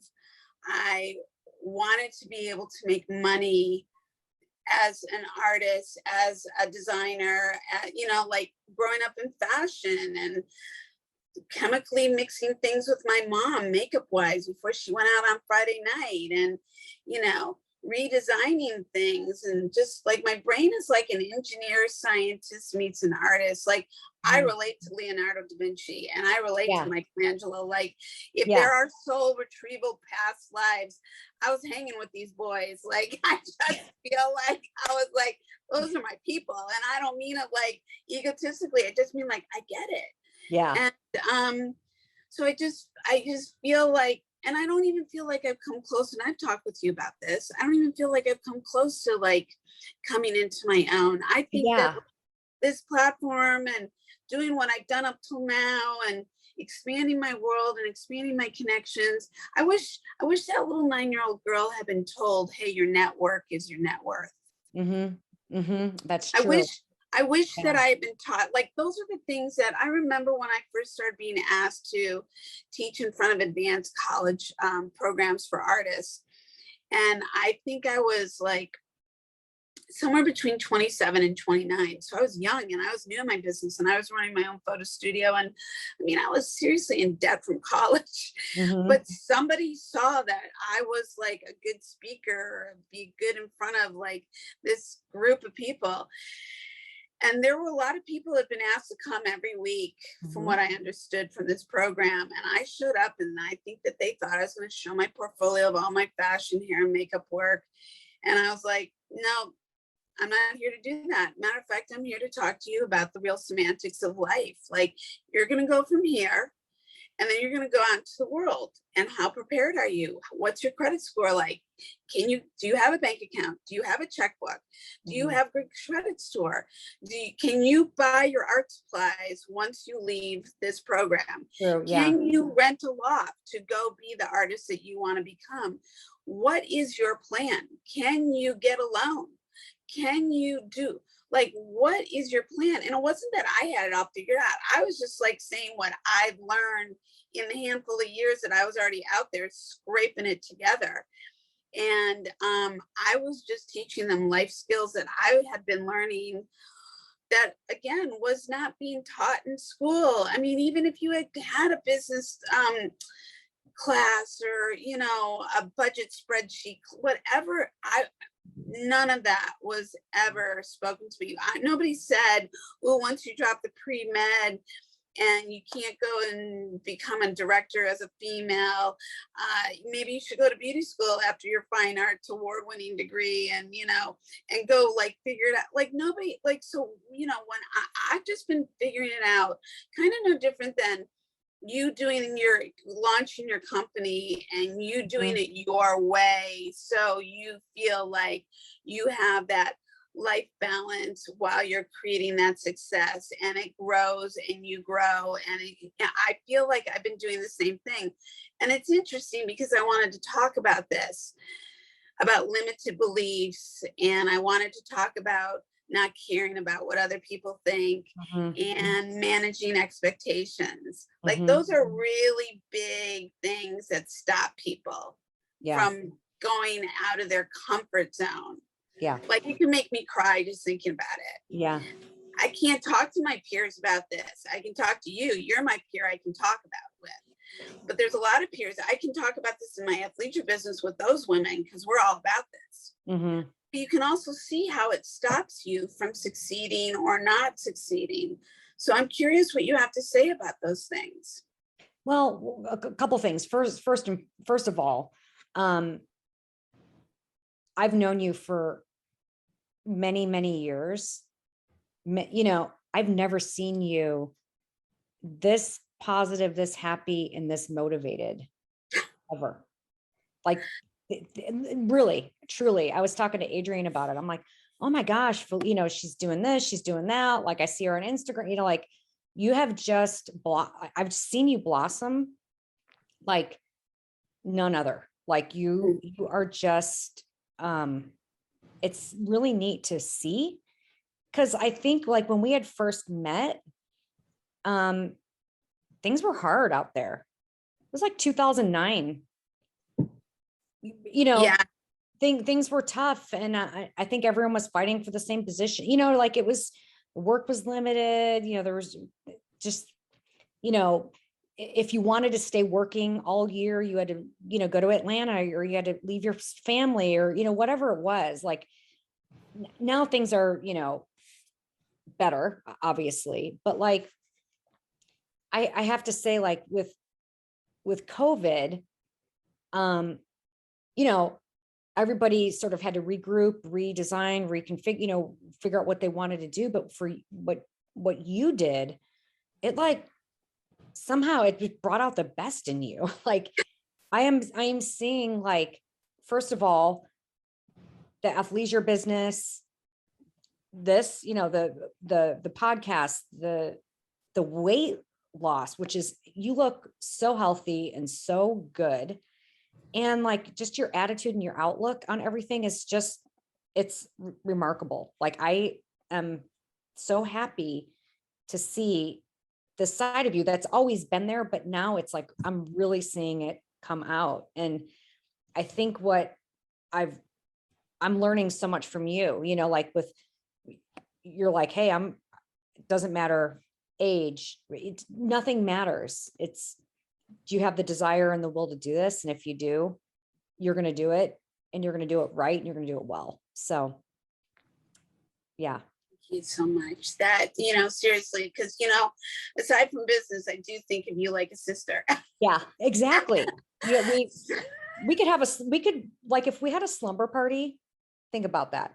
We would be up till like 5 a.m. Yeah. Cause that's what my sisters and I do. Like we're up all night talking and then we're exhausted the next day, or, for the funeral we have to go to or whatever we have to do. Like it's been a rough few years, but I mean, it literally, like we could honestly, like I said, have a little slumber party and like be nonstop, like discussing the present, the past, the future, and everything in between. 100%. Well, first off, again, thank you so much for those sweet words. So I do want to go back to limited belief and managing expectations and not worrying about what other people think and going forth in your goals and your focus and your vision. How has that either lit your fire, stopped you in your tracks, or a combination of both, depending upon the time of your life? I think it's been a combination of both. Like limiting beliefs, like sometimes you don't think like, oh, I could do that, I could be there. I mean, there's companies that came before me that I never ever thought that we could be like, and that, and I was limiting my own beliefs, like, and that's not good, but I was at a point where maybe I did care about what people thought, or whatever the case was. But, and all of a sudden, like you just put your head down, you work, and all of a sudden you're like, not only am I like that other place or company that I looked up to, but we're now, I don't want to say more popular, but more well-known than they are, or whatever, whatever that case is. But I do feel like there have been times that I'm like, well, they have this and this and this, and we don't have that and that and that. And I don't think we could do that because we don't have the right people in play, or whatever, the right vision, the right packaging, the right smarts, we're not Harvard educated, you know what I mean? Like you kind of get set back, but, and then you realize you don't need all of that. I think, and I've never been one to really care too much what people think, like I'm pretty confident as far as like that. Like I've never been like, oh, I'm not going to go out and dance on the dance floor because I'm like worried about what, like I'm pretty goofy, and I feel like I, can do anything kind of. I've never had like anxiety or anything. I've never been worried about what people think of me. So I don't feel like that's been a setback, but I do feel like it is hard to sort of manifest that, if that makes sense. Yeah, because I think it's a trained muscle. I think it's one of those things that you just don't come out of the womb with. I mean, I think you'd have to be fairly narcissistic to like be like, get out of my way, I'm here, and nobody's gonna stop me. There is that animal, there is that human being. We're exposed to a lot of it, good, bad, or otherwise, doesn't matter what we think about it. But if you're a caring person, a feeling human being, a person who wants what you've chosen, which is balance in your life, to be a successful entrepreneur, but also to be a successful wife and mother and raise 3 great children, and also your expanded family. And like you said, pick up and move. Again, I've seen you pick up and move three minimum times in the decade that I've known you. And now because of your mom and the relatedness we have regarding that,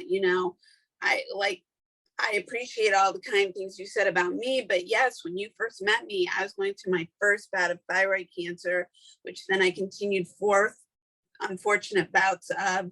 And then after that, went through 5 strokes with my mom while working 80 hours a week, while traveling, while doing all that, and having a successful marriage and home. And but now without a lot of like, scraping and just a lot of, I'm sure a lot of different range of emotions that people may have seen or whatever. And for me, it was just like, again, put your head down and do the work, because if not you, who? Right?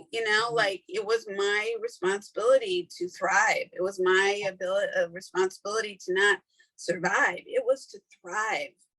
And to inspire, and to be a leader, and to advocate, and to you know, I don't know, there weren't any other choices in my book. Right. And I love, obviously, you know, Cliff has been, he is, I mean, there's no words, like, you know, like there just aren't. Like, he is my biggest cheerleader. He's the one that gives me vision sometimes. Like, I'm like, oh, do you think we could ever do that? He's like, oh, absolutely. And then we could do this and this and this on top of it. You know, like, he's like kind of, you know, that, and he's just been like such a good support. And it's so nice having that. But I also love, you know, having my own thing too. I would never want to be like, you and I are the same in that regard. Like, we don't want to be dependent on anybody. We don't want to be kept. We don't want to be taken care of. Like, we want to take care of ourselves. We have like this little feistiness that we want to prove, you know, that we can do it, or whatever it is. Don't you think? Oh, 100%. It's very sassy, but but it's not sassy in a negative way. It's sassy, and I think we were raised in a time. Listen, I say to all women, I don't care what your education, I don't care what your upbringing, I don't care what your beliefs, I don't care what your vision is. Every woman must have a way to make a living. Yeah. They do not have any guarantees in life. I do not care if you're married to the best man on the planet. I don't care if he's a billionaire, a gazillionaire. Excuse me, shit happens. Yeah. Life happens. And the wealthiest women who have been in those positions have ended up some of the poorest, incapable women of functioning. So to not know, excuse me, how to wipe your ass is really a disservice to yourself and a disservice to not being open to what is possible and to align and to figure it out. You can do it in many different ways, but you got to make a decision to show up and be willing to take action. Yeah. And I don't care what the skill is, whether you go back to school for nursing, or you go to beauty school, or you launch that idea, or you align with a network marketing company, or whatever it is, or you know, whatever it is that can actually pay for the roof over your head, pay for the tools that, you know, your utilities, but that you actually have more leverage than that. And I know that's a lot to like swallow, but it's so important, because we were raised during an era where, whether you believe in a traditional upbringing or women's rights or a combination of both, most women have to actually be the breadwinners in their families. Most women are actually single, divorced, with children. Yeah. That's the statistics. And whether you have kids or you don't, you will be most likely outliving, if you are partnered up, that person. And it sucks to talk about it, but it's the truth. And the more real we are, and the more supportive we are, and the more we gather around this campfire together and go, you got this, how can I help you? Make it happen, do it, don't wait, whatever it is. And look, and none of us are doing it perfectly, but we all have to figure it out. And there has to be a sense of urgency about it, without it being a rat race, that everybody should have an ability to have the freedom to do things that they want or need, whether it's putting your kid through school, or being able to do something that makes you feel good, whether it's filling that closet with all those shoes, or it's well, there was, I don't remember, like, was it Dallas or Dynasty, but whatever it was, like, it, you know, it stuck in my head. Yeah, it inspired you and left an impression and made it, you know, listen. And it's not even about the shoes and it's about the ability to have the freedom to make the choice. Yeah. That's where the power is. It's the freedom to have the choice of, you know, people don't realize the difference between, and I've seen it, you know, like you, I saw generations that worked really hard and that made it, and in some cases lost it.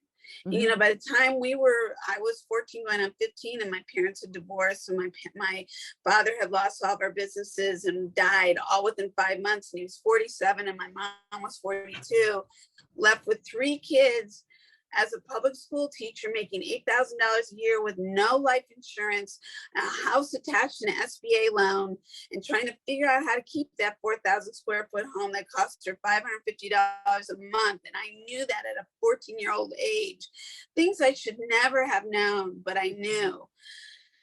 And probably why I think and also worry and am driven the way I am, and why for me, I always think I should be so much further along.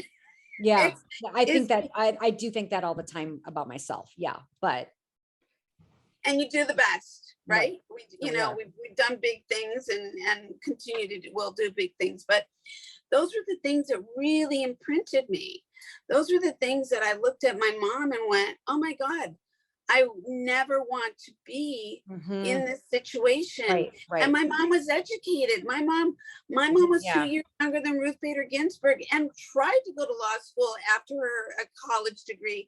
My father drove her to the University of Wisconsin-Madison, and they told her to go home and be a mother and a wife. Yeah. So she wanted to do those. Things have changed. Things are continuing to change.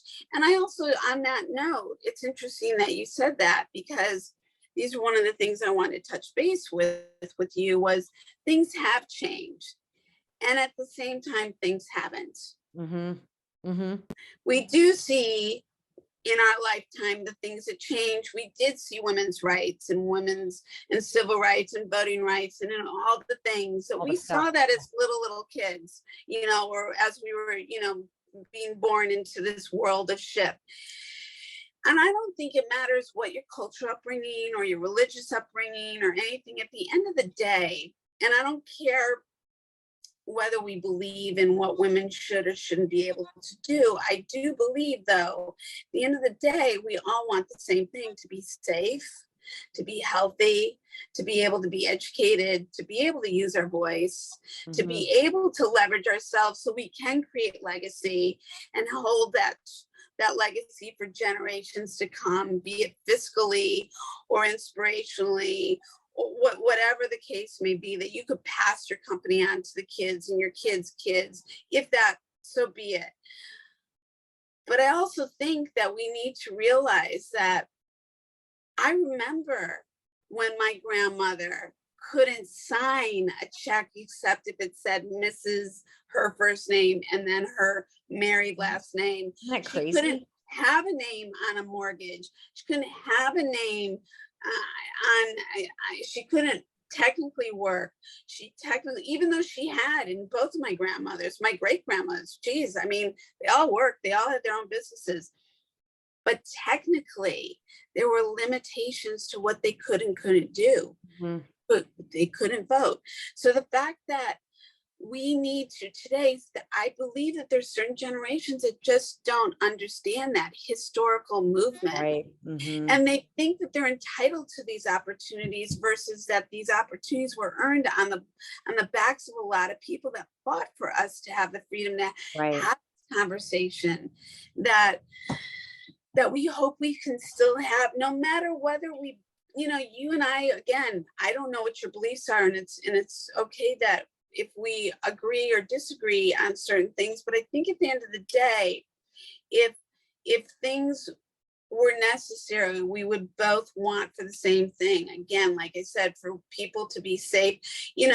I think you know this about me. Unfortunately, Randy and I having been through 5 pregnancies, on our last pregnancy when I was 46, we had to make a medical decision because I could have died in the 3rd trimester. Nobody wants to make that decision. Nobody ever wants it. Well, nobody could imagine having, my 9-year-old self never would have known that would have been a decision I needed to make.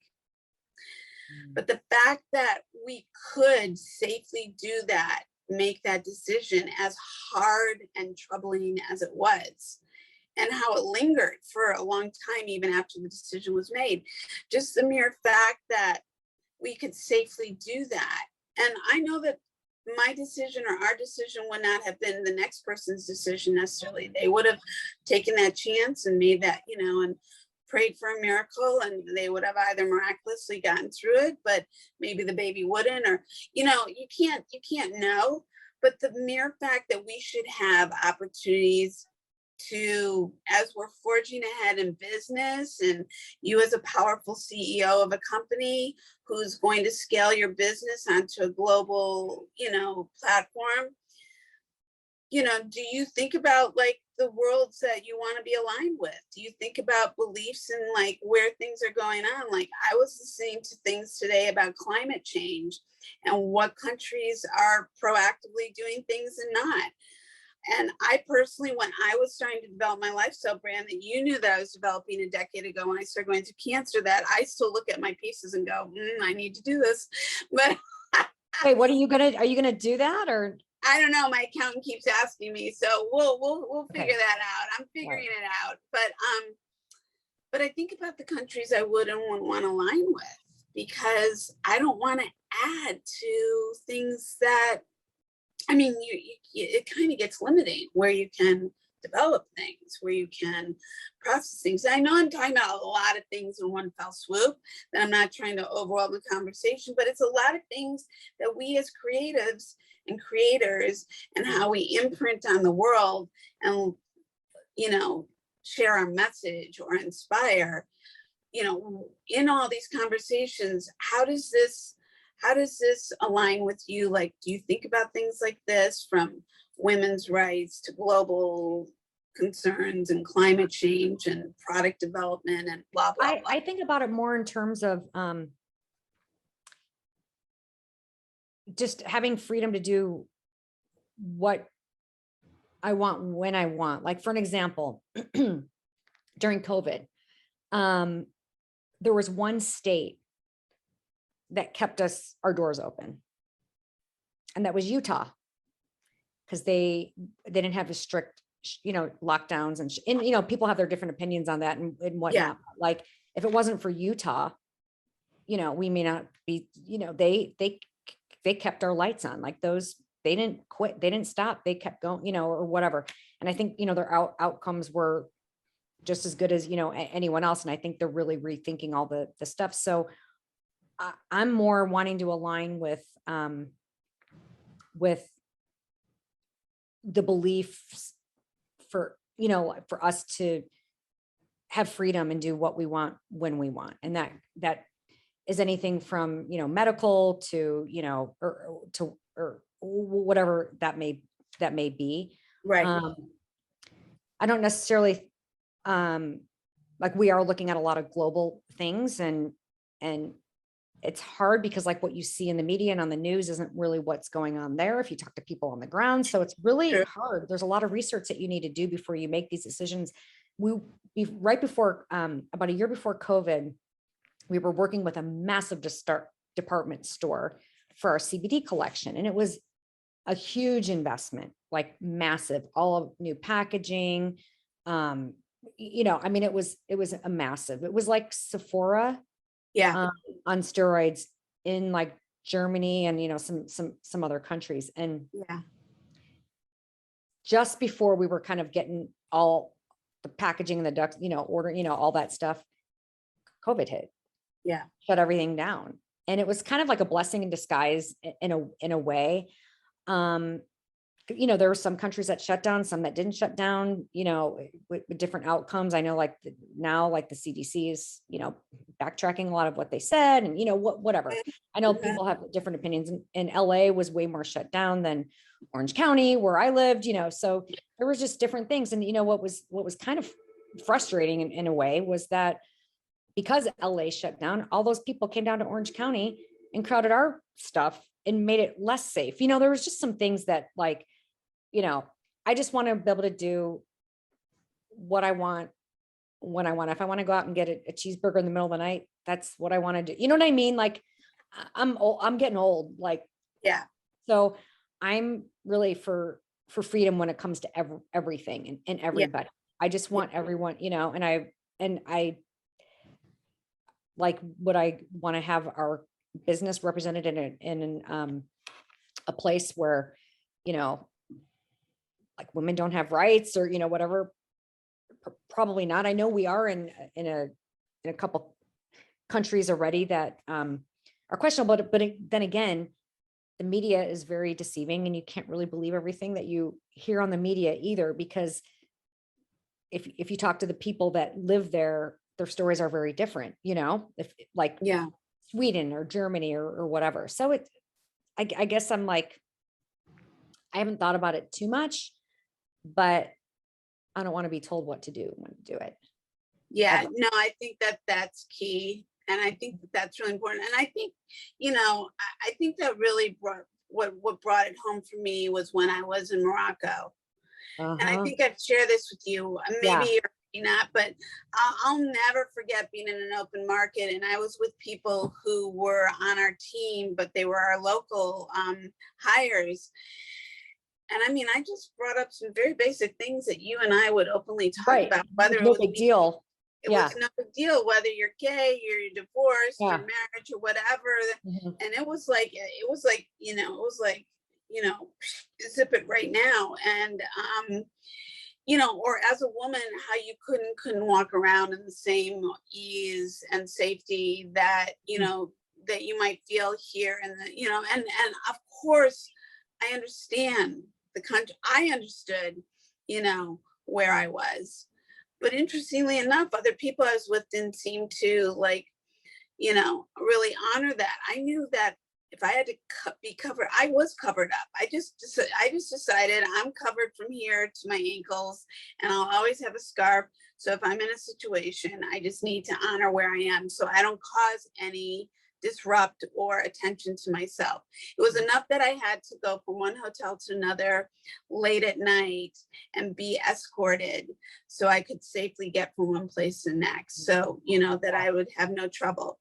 But, we're not in a world like that, and we're fortunate.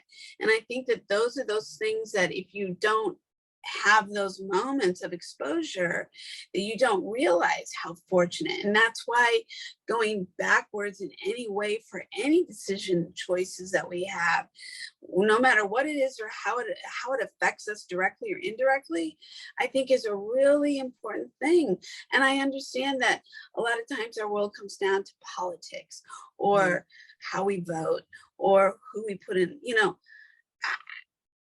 none of us want to be ruled that way. But at the same time, the way you have a civilization is by acting respectfully and accordingly, or else you don't have civilization. Right. Does that make sense? So it's a very fine line. And that goes back to Roman times. There's a reason why it works and it doesn't work. Then all the gray matter is like a whole nother thing. But as business people, I think it really, it becomes, I see what's happening right now with showrunners who've tried to stop certain productions going to certain states because of belief systems. And money talks, and that's not stopping anything. Yeah. So what on earth were you doing in Morocco to begin with? What were you there for? That's so cool. That's always been on my list. Well, first off, I think you would find Morocco cool, and I think it depends upon where you are. I never got to Marrakesh and Tangier, where I'd really like to go, because and I always thought it'd be very cool to build a place there, because I just love the architecture there, colors and the tiles. Yeah, delicious. And it is cool because they speak French and Arabic and and English, and it's I like that kind of swarthy whole atmosphere. But at the same time, it's really still a third world country, and and there's a lot of reasons why certain religions, like being Jewish, left. Because of safety and so forth and beliefs. But I was there with your product because I was working with Jonah Hill doing War Dogs. Oh my gosh. Okay. Now I have to go back and watch that one again. Oh, such a great movie based upon a true story. Oh, watch it. It's really, I saw it a long time ago, and then now I need to revisit that one. But oh my gosh, Morocco is Egypt. I've always wanted to go to Egypt, but I don't think the timing No, I really think I must have been like Egyptian at one point. Mhm. And it's my soul like has, God knows where it's traveled. But when I saw all the collection of all the jewelry, I was like, these are my people. Like Oh I've my been wearing all God. this stuff. I want to go so bad. Like Egypt would be like, I think I'm definitely more Egyptian than you because I didn't even make it to 5 feet. Like I'm barely 5 feet. Like Cleopatra and I are like covered in gold. Hello. Hello, lapis lazuli, turquoise, gold, coral. Like, call it a day. Call it a Dripping, day. Oh my dripping. God, these colors. I know, like because with South Seas and just the beauty of like the South Seas and Cliff named the company South Seas. Like we were originally to go with Oasis and then Yucatan. Like we had all these things, and then Cliff's like, "What about South Seas? Like it's the most beautiful place in the world with like." In my opinion, the most beautiful skin tones in the world. And so like just the colors of the water, have you ever been to like Bora Bora or Tahiti or Moorea? No, I've never been to, and Randy and I just recently talked about that, like, because I showed him pictures recently of like Fiji and stuff. And I was like, would you ever like to, go to this part of the world? And this morning he says, so I was thinking about us going to Hawaii. And I was like, that's not Bora Bora, Fiji. but all the same, no, I've never been, but I love that Cliff came up with that name. He did. He came up with the name. And then it took us 15 years after we started the company to be able to afford to do a trip over there, to do the overwater bungalow and so like, and our whole packaging and everything is like based on those colors of the water. Like what is so crazy about it, you'll see a massive divide in the water between the light blue and the dark blue. And it's just like the flowers and the scents and the colors and like the palm leaves, like some people are snow people or like city people. I'm like island girl. I'm an island girl for sure. Like that is, and we want like the whole idea behind the brand is we want to transport people to Bora Bora, the South Seas. We've never been to Fiji. Fiji is like 4 more hours from Bora Bora. And I really, really do want to get there. Like we were going to go a few years ago and then someone's passport was expired. I can't remember. It was one of our kids. Something happened. We were going to book Fiji and the passport situation. So we really need to revisit that because Fiji is like the next bucket list. So just, things off your bucket list, like what do you still have a stack of, like what's your next bucket list item? Oh man. Well, first off, my bucket list, there's notebooks. I'm just constantly, I think I rewrite the same thing again. Yeah. And don't get me wrong, things have been achieved.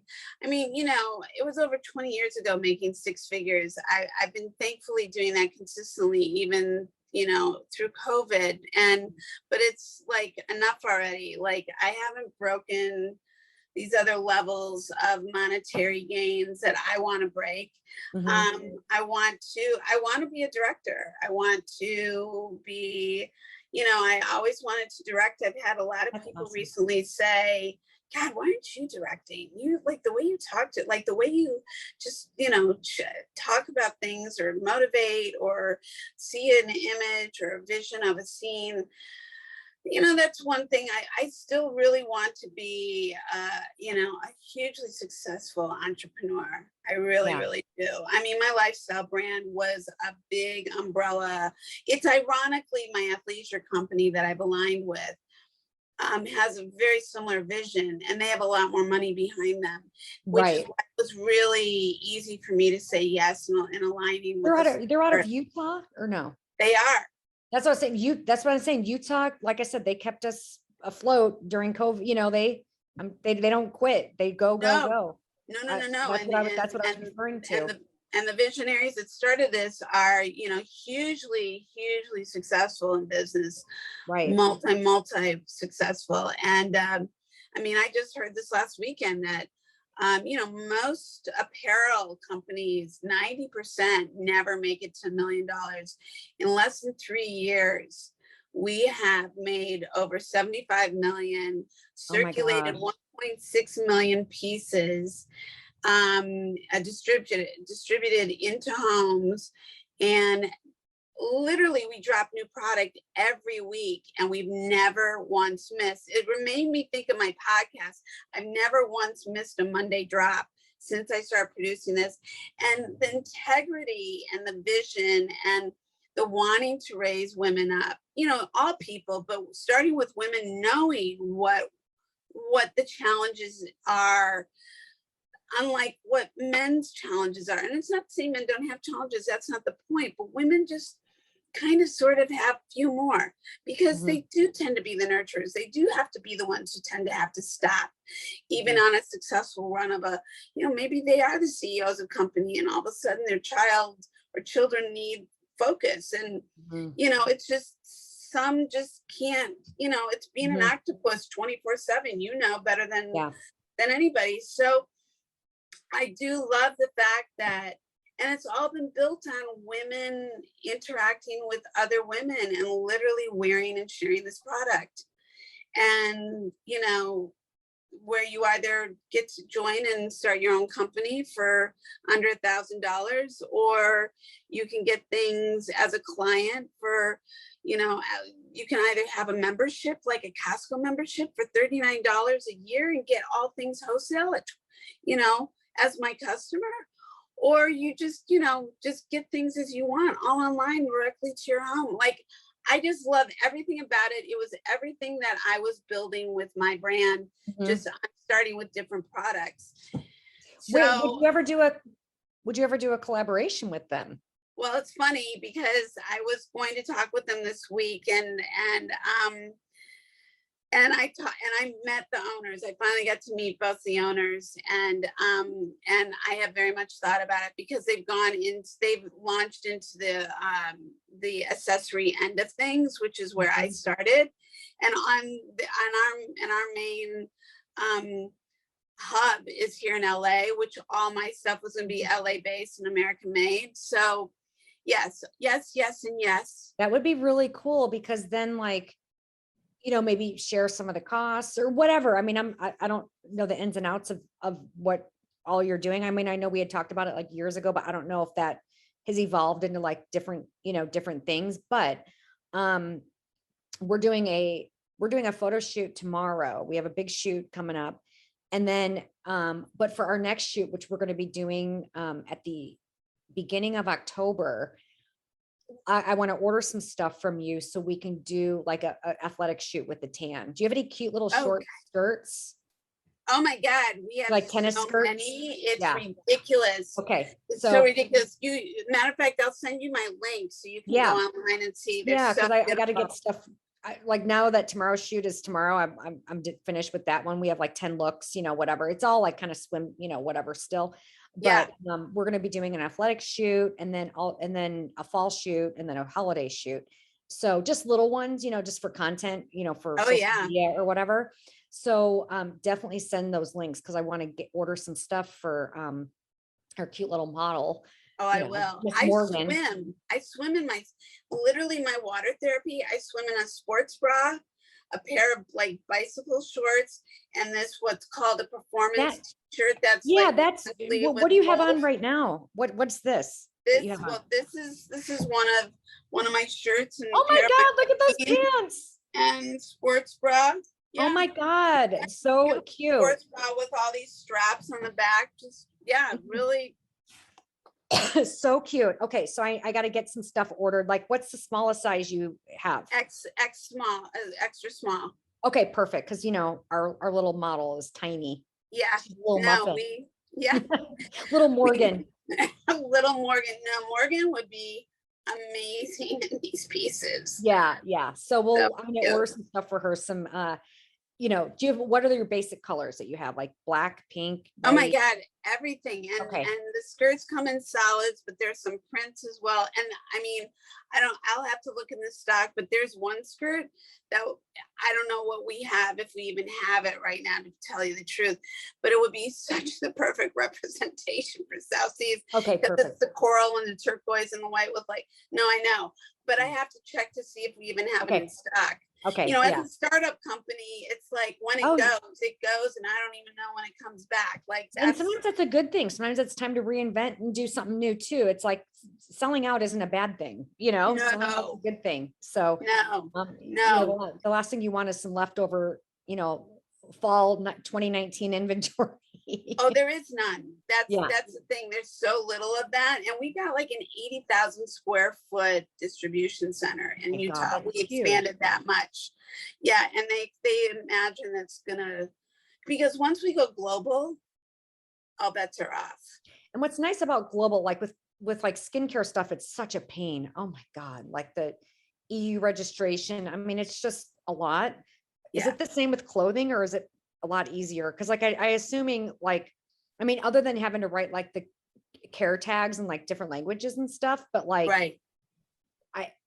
I just think it's gonna, I think first up, these guys are so prepared for global Yeah. because they've done so much global business. But I also, and our design hub is like one of the biggest in the world. They like wanted to align with us because they saw what we were doing. But also I think that I mean, I personally think that from a fashion perspective, it's like a language that doesn't have the limitations that skincare, healthcare, all that stuff happens to have.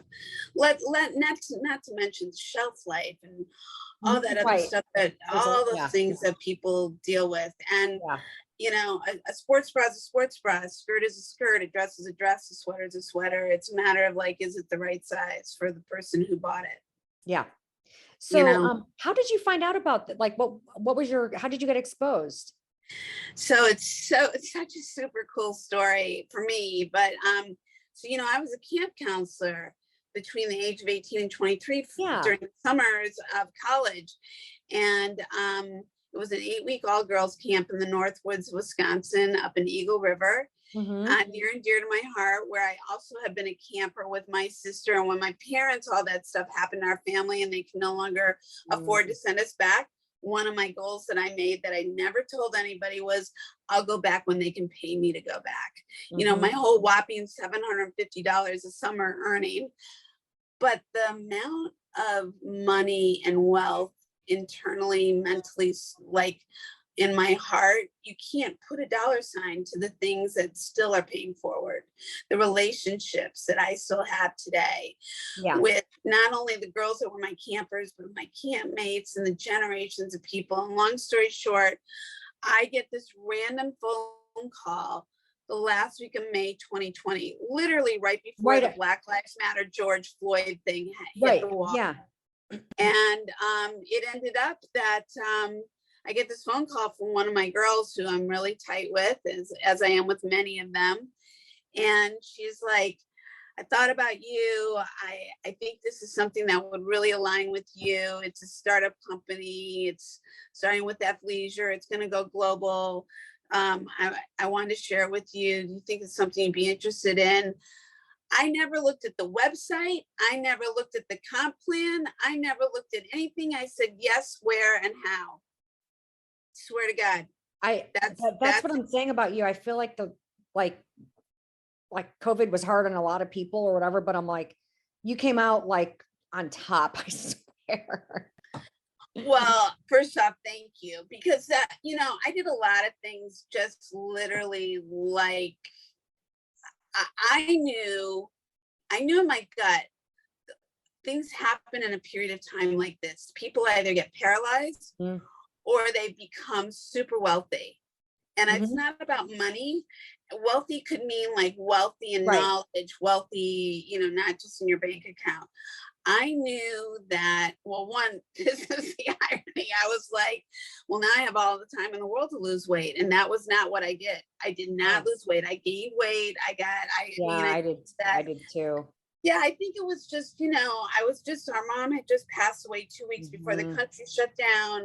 I mean, it was the first time that I wasn't But, having but money. think about the timing of that too, where you were able to spend time with her before, because I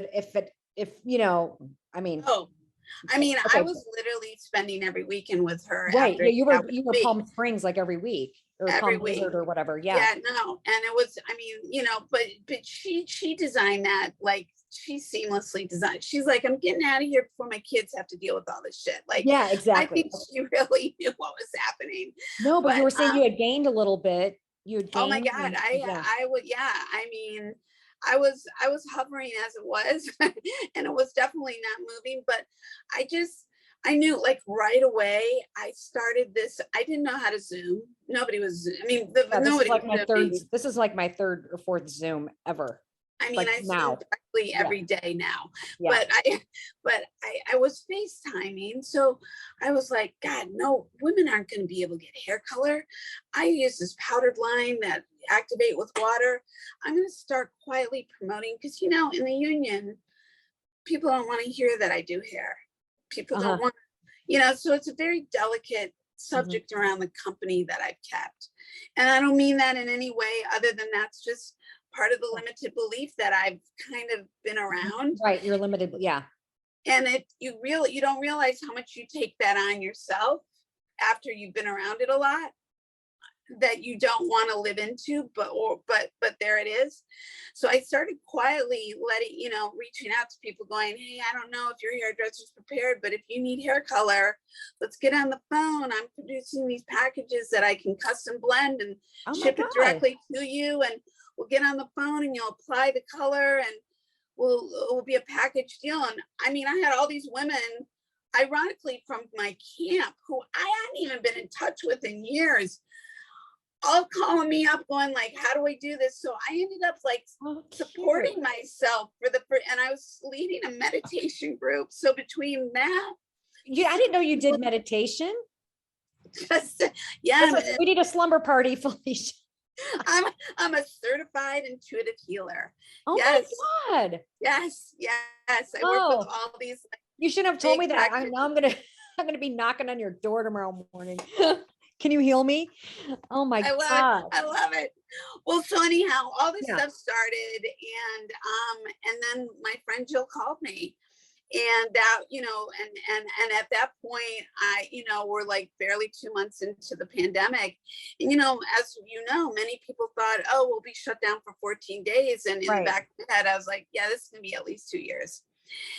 And nobody wanted to hear that. But that was my science mind going, there's no way a world pandemic is going to be 14 days. And I didn't want to be that person, but I just knew like I needed to prepare myself. So for me personally, I was like, how do I consciously take action?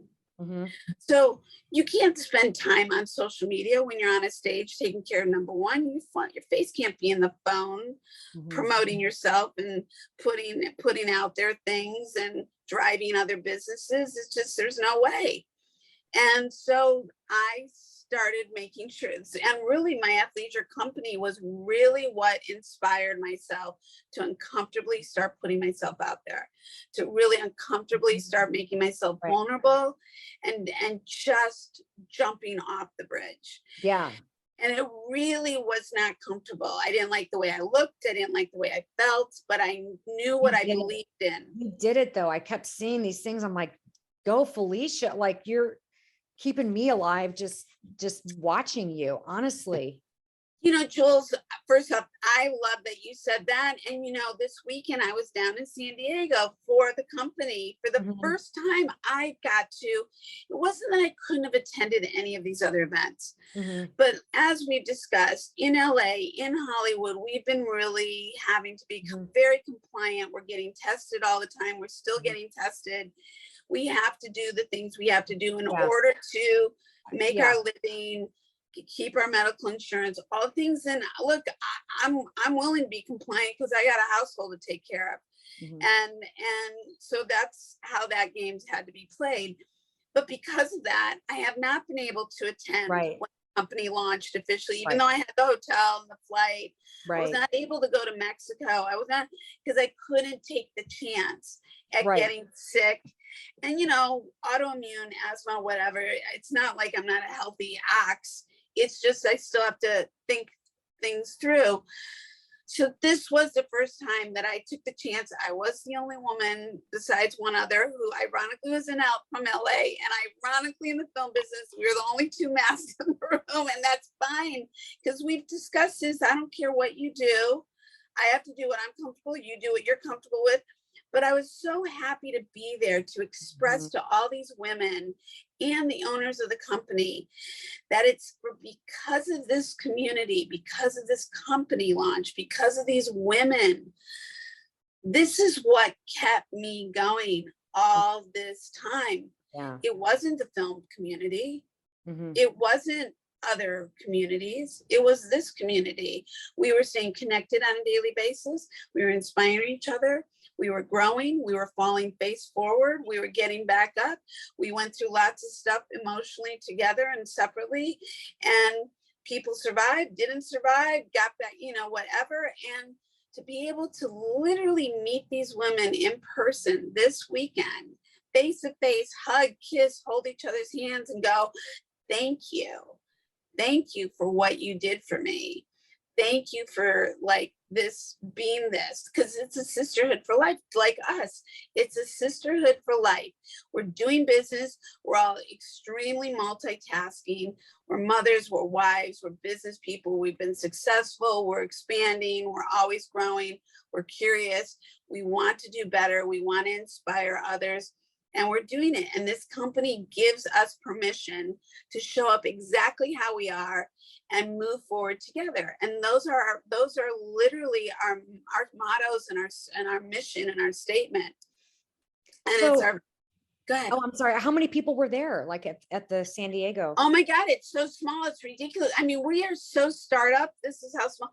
There was only probably I'm guesstimating from just like eyeballing the room, 100. Wow. And $75 million in sales, though, you said, right?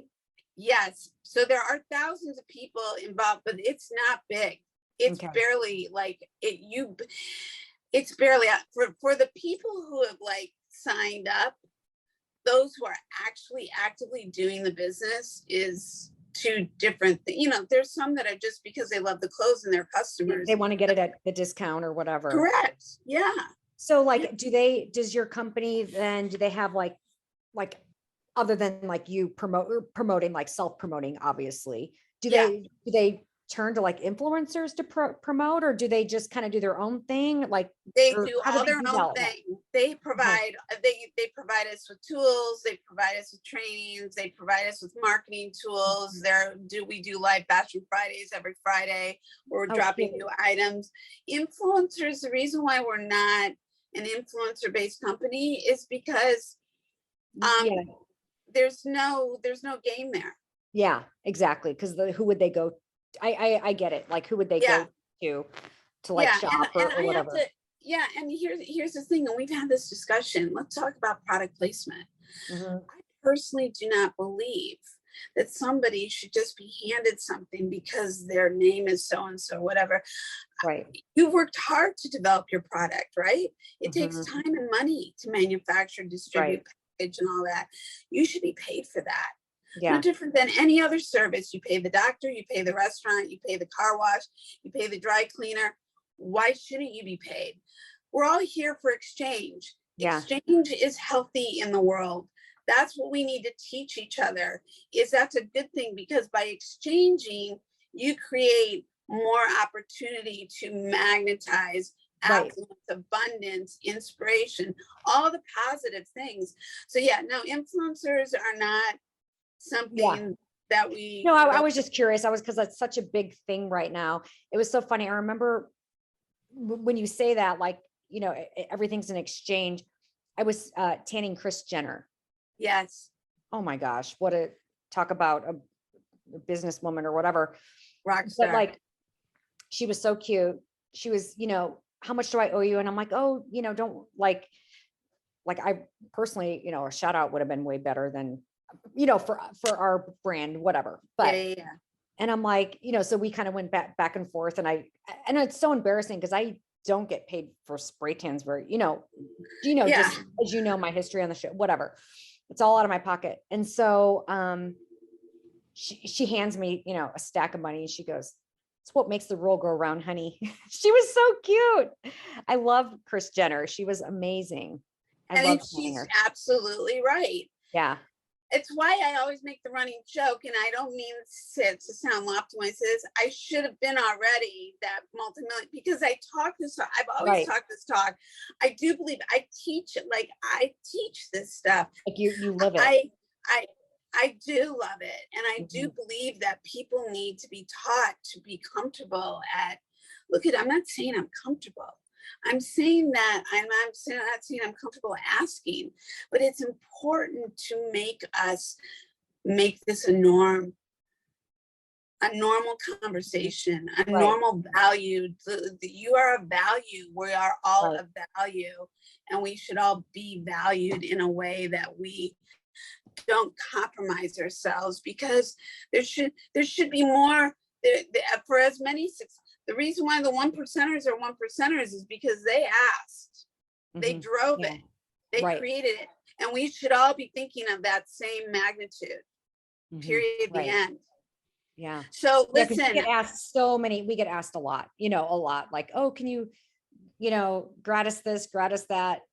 We have a charity event. I mean, there's just so many, like, we get hit up like every day. And what's interesting with us right now is, I have to say, inventory is very coveted right now because supply chains are funky still. Shipping's outrageous. Gas is up. Everything's expensive. Raw materials have gone up. Our costs have gone up so much. And like, when someone asks for something for, complimentary, you're just like, do you even know how much work this took to get this product in the warehouse to begin with? Like, no, they don't. Yeah. Yeah. No, they don't. And I think that is something that, starting from little kids in our educational system, whether it's a time period now or any other time, I think that's a really important conversation and educational tool that kids and young adults and adults need to learn. Because if they don't know what it's like that it costs for you to create what you create, to have it out there, to distribute it, to keep it, against all odds, be it supply chain demands, be it how things have gotten held up and all the things. Yeah. That is a big conversation that, no, you shouldn't be giving things gratis or free or what have you. I mean, how else do you keep your door open? Well, it's a miracle. It's just, like I said, it's a miracle we have what we have right now. We have, like, sufficient, things, but like, we want to keep it that way. We don't just want to give things away. And I understand that there's charity events, there's this, that, but like, we get hit up a lot with like makeup artists, like, "Oh, do you want to support our product, or our show with this product?" And it's like, well, who's going to talk about it? Because we have in the past, and then like it never gets mentioned, or no one says thank you or whatever. I'm just like, who is this benefiting? Yeah, no, it's only, no, you know how I feel about this. Yeah, I do. I mean, if the first off, I've always personally paid for it out of my own pocket, because it's, unless of course with like dancing, but that was really important, that I think, without talking about other companies, I think it's really important. I just know, growing up in business, I just learned this at a very, very young age. Nobody handed it to anybody. Everything is earned. And everything has to be paid for. And so I used a little simple illustration. When you go to the hot dog stand, before you put the hot dog in your mouth, you got to pay for it. Yeah. I know people are like, "Really, please?" I'm like, yeah, it's that simple. It's that simple. Pretty easy. Yeah. It's really easy. Everybody gets that illustration. And I just think that that's an honor system that needs to be honored. And I just, I don't think you can build relationship on taking. You don't build a relationship on taking. You build a relationship on give and take. Yeah. And that's the thing, like, oh yeah, I promise we'll, mention you in our post, whatever. And it doesn't happen. And so you just feel like a little bit ripped off, I guess. Like you feel like, 100%. why did we do this? Like we shouldn't have, because it didn't benefit anybody at all. Absolutely. And I can tell you just on my own, just with many A-list people that I've worked on, that I never get images and I can't even promote, but I will definitely make sure that I have paid for the product to be able to put it on them. Yeah. And yeah, you're going to pay for my services. These are not free. I don't care who you are or whatever. This is my business. No different than that's your business. That's the chain command, demand. That's right. And I see like a lot of people will say, hey, make sure you tag your spray tanner. I don't agree with that either. And because if you're getting paid for a service, you don't need to be tagged or mentioned because you're being paid. But if you're doing something for free and that's the arrangement that you made, you should be tagged. Like if you tan a celebrity and they pay you $500, you don't need to tag you. They paid you. That was the exchange that we were talking about. On the flip side, if they're like, hey, will you come do this?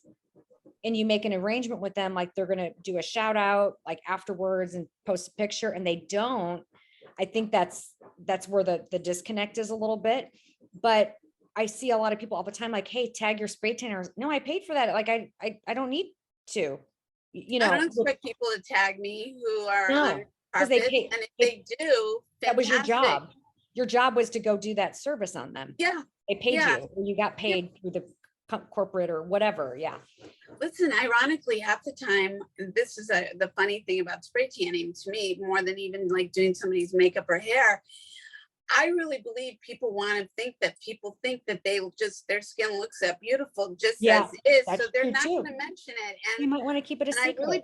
And I really believe, besides the fact that I get paid for it, that is just, no, this is the way I look. And I'm good with that, because if I made you feel that confident and good, or added to that confidence on top of who already you show up being, fantastic. Mm-hmm. Right. And you can ask them like, hey, do you mind if I post a picture of you if you post, or like on my account? But like, it's not their obligation to post and tag you. I think that's where a lot of people think but again, it's the exchange of money, and that's like what your job is to do that service. I hope that in listening to our conversation with Julie, that it inspires you, if you have that entrepreneurial spirit, to pursue your goals and to know that it is not an easy road. It's never a paved road that anybody can determine, no matter how big or small. And so I hope that this conversation inspires those with entrepreneurial spirit to go and light that fire and make it happen, because if not you, then who?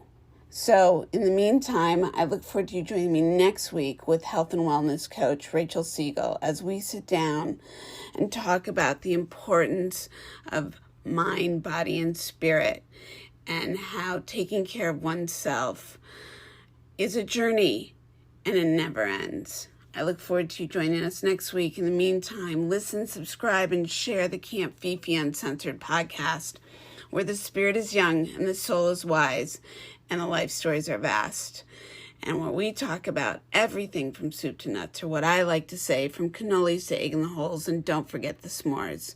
Join me around the campfire, where connection and communication and conversations are everything. And I love sitting down and taking a time that is precious to connect with people and hear what makes them tick and who they are and how they became who they are known to be. Much love. Take care. Bye for now.